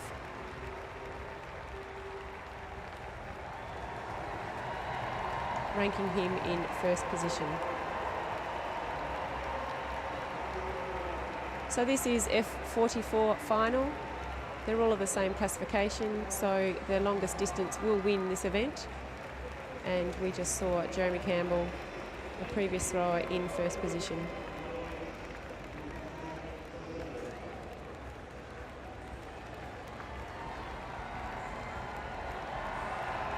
And this is Fazad Sepavand from Iran, 26-year-old. Encouraging it to go over 60, but just short. His best for this competition so far is 56.16 on his attempt 5, and this has certainly gone past that distance. His PB of 55.54, so he's having a great competition, and let's see what distance, just around 58. We will see. He's very happy with that, 58.39. It's in 3rd place. Which gives him a regional record. And maybe a bronze medal. So this is Dan Greaves' last throw. Jeremy Campbell of the United States in the lead. Greaves in at least a silver, but he needs to go better than 60.05. And he doesn't do that. So Dan Greaves settles for a silver. That's the cheer that we heard earlier. And so that's the end of the competition. Campbell of the States gets the gold. Greaves of gets the silver from Great Britain, and Sepavand of Iran, 26 years of age, gets the bronze. So another medal for Great Britain, but he was a metre down on Campbell of the States. He gives him a hug and acknowledges the crowd. Now I'm just going to let the South African viewers know when does Oscar run his 400 metres. He has his heat tomorrow night, the 7th of September at 9:45 London time, and we'll see him run, hopefully he should be guaranteed a final spot on Saturday the 8th of September, so last day at the athletics track, with a marathon on Sunday morning at 9:57 London time. Well done for finding that. I was trying to find that, and you came up with it. I've got a laptop, you've got an iPhone, and you found it quicker than me. I have a fantastic app called London 2012, which actually feeds through results. So great having iPhones this time round, because you've got access to some good, now you tell me, quick data. 6 nights into the commentary, and now you tell me about the app on the iPhone. And the fantastic part about it, it did the Olympics and the Paralympics, and that's what I've really loved about this Games, is that everything's just followed on really nicely, and Locog have done a sensational job. Heat 3 of the men's 400 T11 class, and we're looking for a time around 51. 52.08 is the fastest qualifier for that 3rd position. So let's see what time this heat goes. They will need to be moving very quickly. Silva of Brazil's qualified as the winner of the 1st heat. Armando of Angola won the 2nd heat, and Makunda of France is the fastest loser so far in 52.08. Now here's the Brazilian the other night, and he scares me a bit with those glasses. See, they look like sort of like an insect, doesn't he? It They've does, got bug eyes. Lucas Prado. I didn't notice that the other night. Maybe I wasn't commentating, but I think your stand-in was it? Chris Waddell? he would have been, Yeah. yes. So let's run through these then. Bulanda of Mozambique in lane 2, Prado of Brazil in 4, Dunkley of Canada in 6, and Shikongo of Namibia in lane 8. The fastest runner will go through, and anyone that goes faster than 52.08 will also go through. Well, only the second one. They might all go faster than that, then only the second one will go through. I'm talking myself out of this. I thought I understood it a minute ago. Lucas Prado's PB is 50.3, but this season's only been 52, 53 shape. So, and Buland of Mozambique, we don't have any statistics for his PB. He's only 18, so anything could happen. So Prado, oh no, it's a false start. It's a false start. Didn't see what happened there. We'll just wait and see what the officials say, whether someone was unsettled, whether it was too noisy. Athletes will just slowly walk back to their blocks. Oh. So is that the 18-year-old you were just saying? 18-year-old Peter Rondeo Buland of Mozambique. I do hope he's not going to be disqualified at the age of 18. That would be dreadful. I mean, give the guy a break. He's a blind runner. He hasn't done it deliberately. We'll just wait to see. The officials will follow the rules. The guide looks absolutely distraught. Come on, guys, give him a break. Let him stay in. It looks a green card. Green, that's good. Okay, Bulanda obviously very excited, anticipating, nervous, but he'll have to count his lucky stars for that one. As you said, it's probably just unsettled enough before. I think it'd be they tough. Called it. 18 years of age, but of course they have to But be the rules are rules. Completely fair. That's right.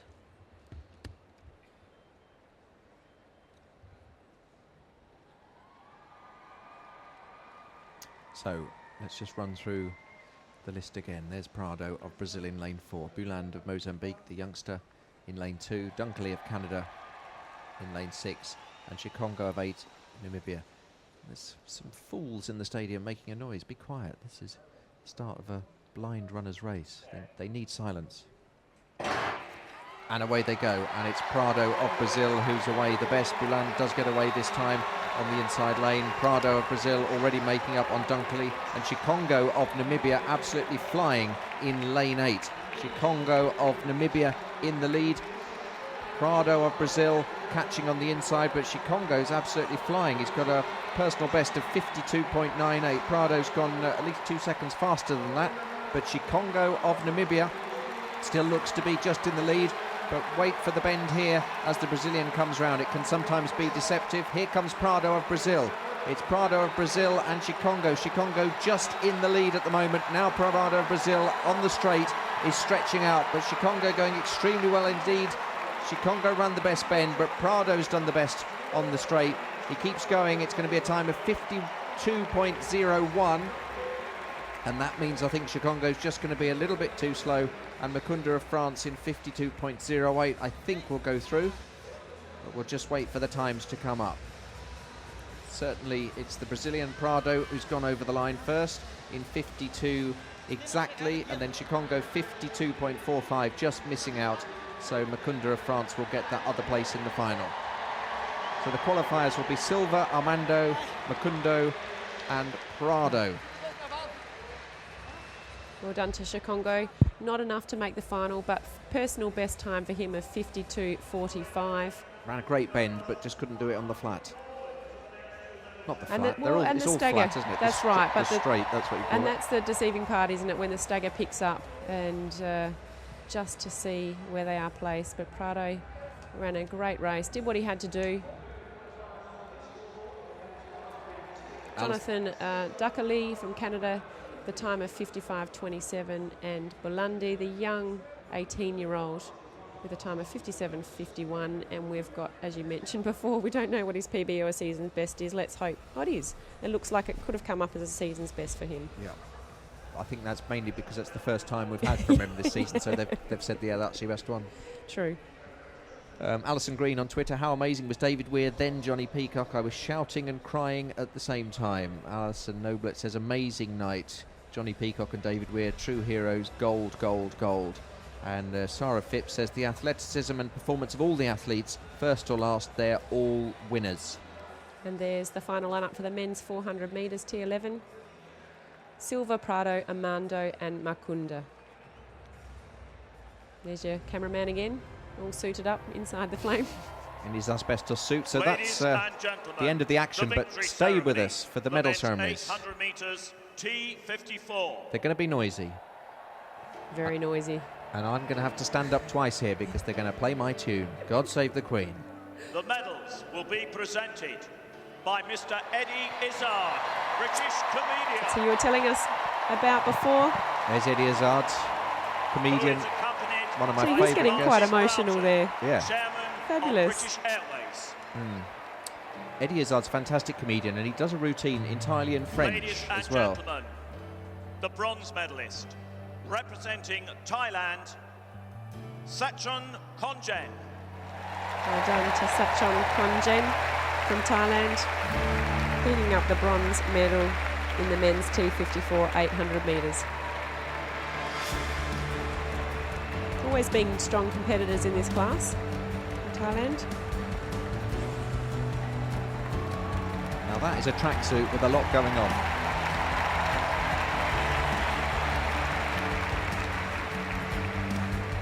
So you've got the Thai flag in there, and then you've got the British flag in as well, the Union Jack, and the Paralympic logo. That's my new favourite tracksuit. Silver medalist. I've been liking the one. Representing Switzerland, Marcel Hu. There's Marcel. Don't often see him without his shiny space helmet on. Well, he's a good-looking lad. I was going to say, he's a bit of a biscuit. He is a biscuit. Not a bit of one, he is a biscuit. He's a Garibaldi.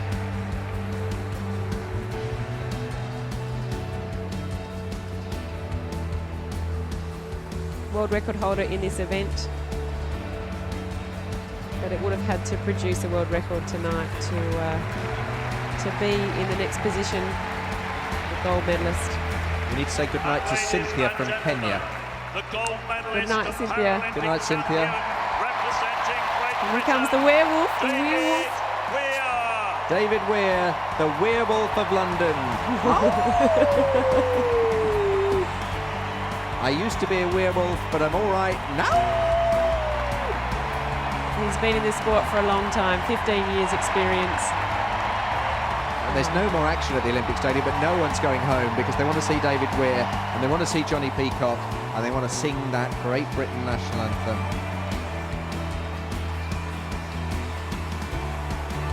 Very special moments in sport.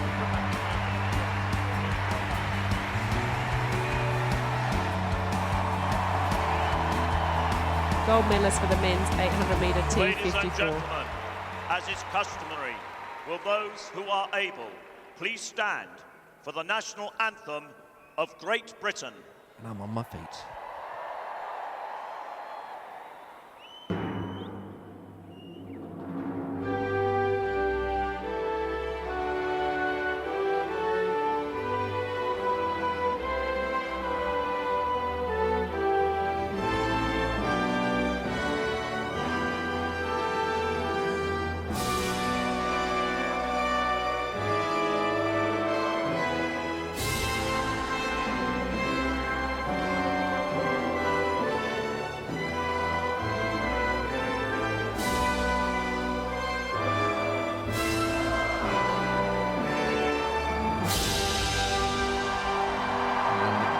Sang all the way through. David Weir, the werewolf of London. Ladies and gentlemen, your Paralympic medalists.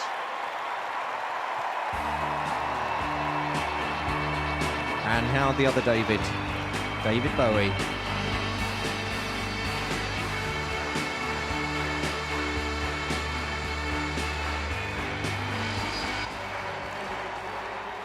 Had a comment here from Bruce Lang as a South Aussie. The choice of biscuit for me has to be the Tim Tam. Never heard of a Tim Tam. Never heard of a Tim Tam. What's You've that? got to hear of a Tim Tam. Beautiful biscuit that we have in Australia. Chocolate on the outside, chocolate biscuit. Then the next layer, but in the inside, another layer of chocolate. Beautiful That biscuits. sounds nice. As a Could do with child, one about now. as a child, I liked custard creams, and then bourbons, and Garibaldis, and then hobnobs. I think. What does that name Hobnob sounds funny Hobnobs. for me. It's like a digestive biscuit, but with instead of wheat, it's oats, and you can get chocolate hobnobs as well. But if you ever try and dunk a chocolate hobnob in your tea, the chocolate will come off. So be careful there. Stefan Klomp on Twitter says her favourite moment. Stefan, is that a man or a woman? That's a man, isn't it? Sorry, I do apologise.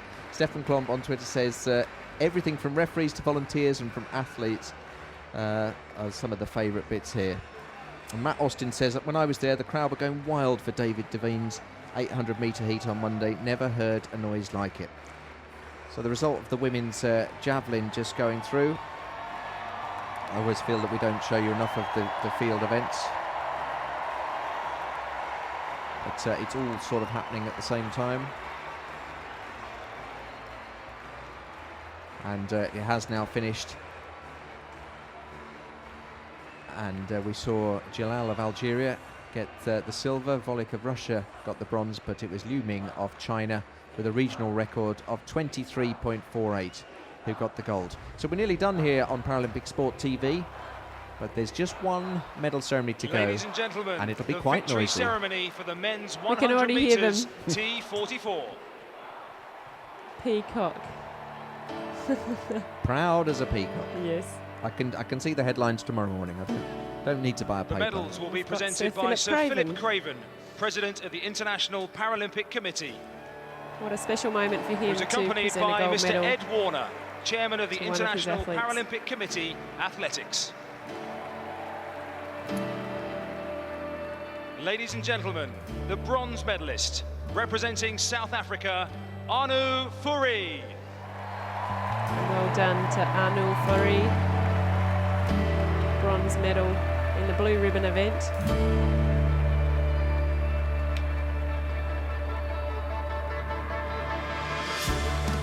Well done, Anu. All of South Africa's proud of you, fella. Lots of people watching in Pretoria and Johannesburg and across South Africa. Absolutely delighted to see him winning that bronze medal.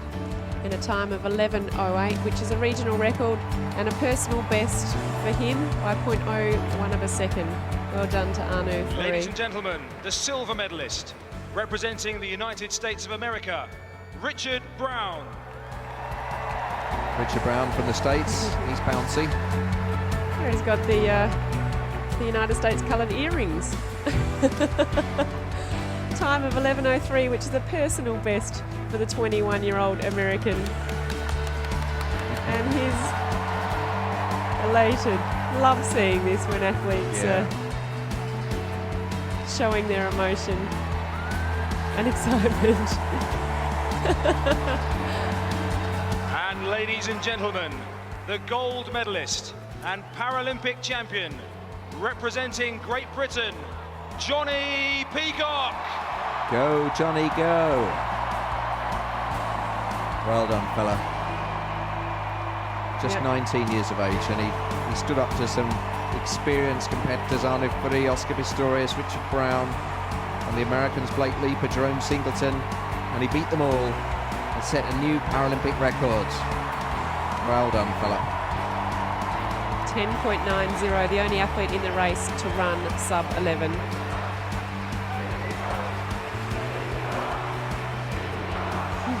Peacock. It's amazing you can hear the crowd above the really impressive sound system in the stadium. He's the new hometown hero. Ladies and gentlemen, as is customary, for those who are able, please stand for the national anthem of Great Britain. I have to stand up again.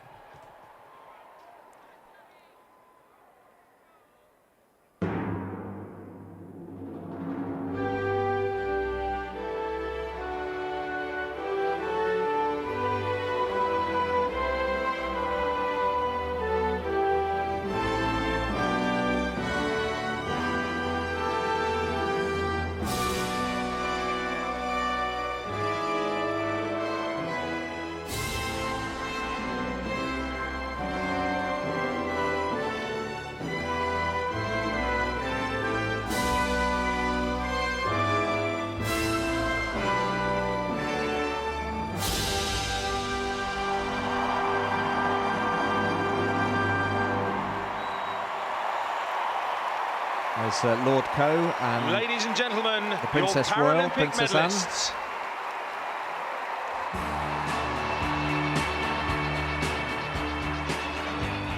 What a night, what a pleasure it has been to be in here with you tonight, Jeremy. ParalympicSport.tv to see 2 fabulous races on the track.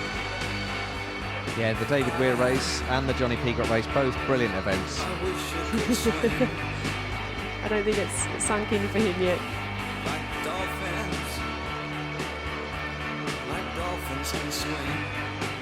Is it me or is the music getting louder? I think they've increased the volume, and why shouldn't they? And now there's going to be a mass rush for the tubes and the trains and the buses as everyone goes home and remembers they've got to get up in the morning and go to work or to school. But it's been another brilliant night on Paralympic Sport TV. I hope you've enjoyed our coverage wherever you've watched us in the world. You can go to bed now unless you're in a part of the world where you're just waking up. I've been Jeremy Nicholas. My brilliant co-host has been Katrina Webb from Australia. And I think I've got Chris Waddell tomorrow night, and you're perhaps back with us the next night. Do we hear you again? I'm not sure, actually. We'll We'll just have to check the schedule. It would be an honour to be back. I really enjoy this commentating with you, Jeremy, and it's a real pleasure to be able to talk about some fabulous history-making events we're seeing at the London 2012 Paralympic Games. As we just run through the women's shot put there, we'll say goodbye to you. From me and Katrina, goodbye. We've got news next, and then more sport coming up with some wheelchair tennis.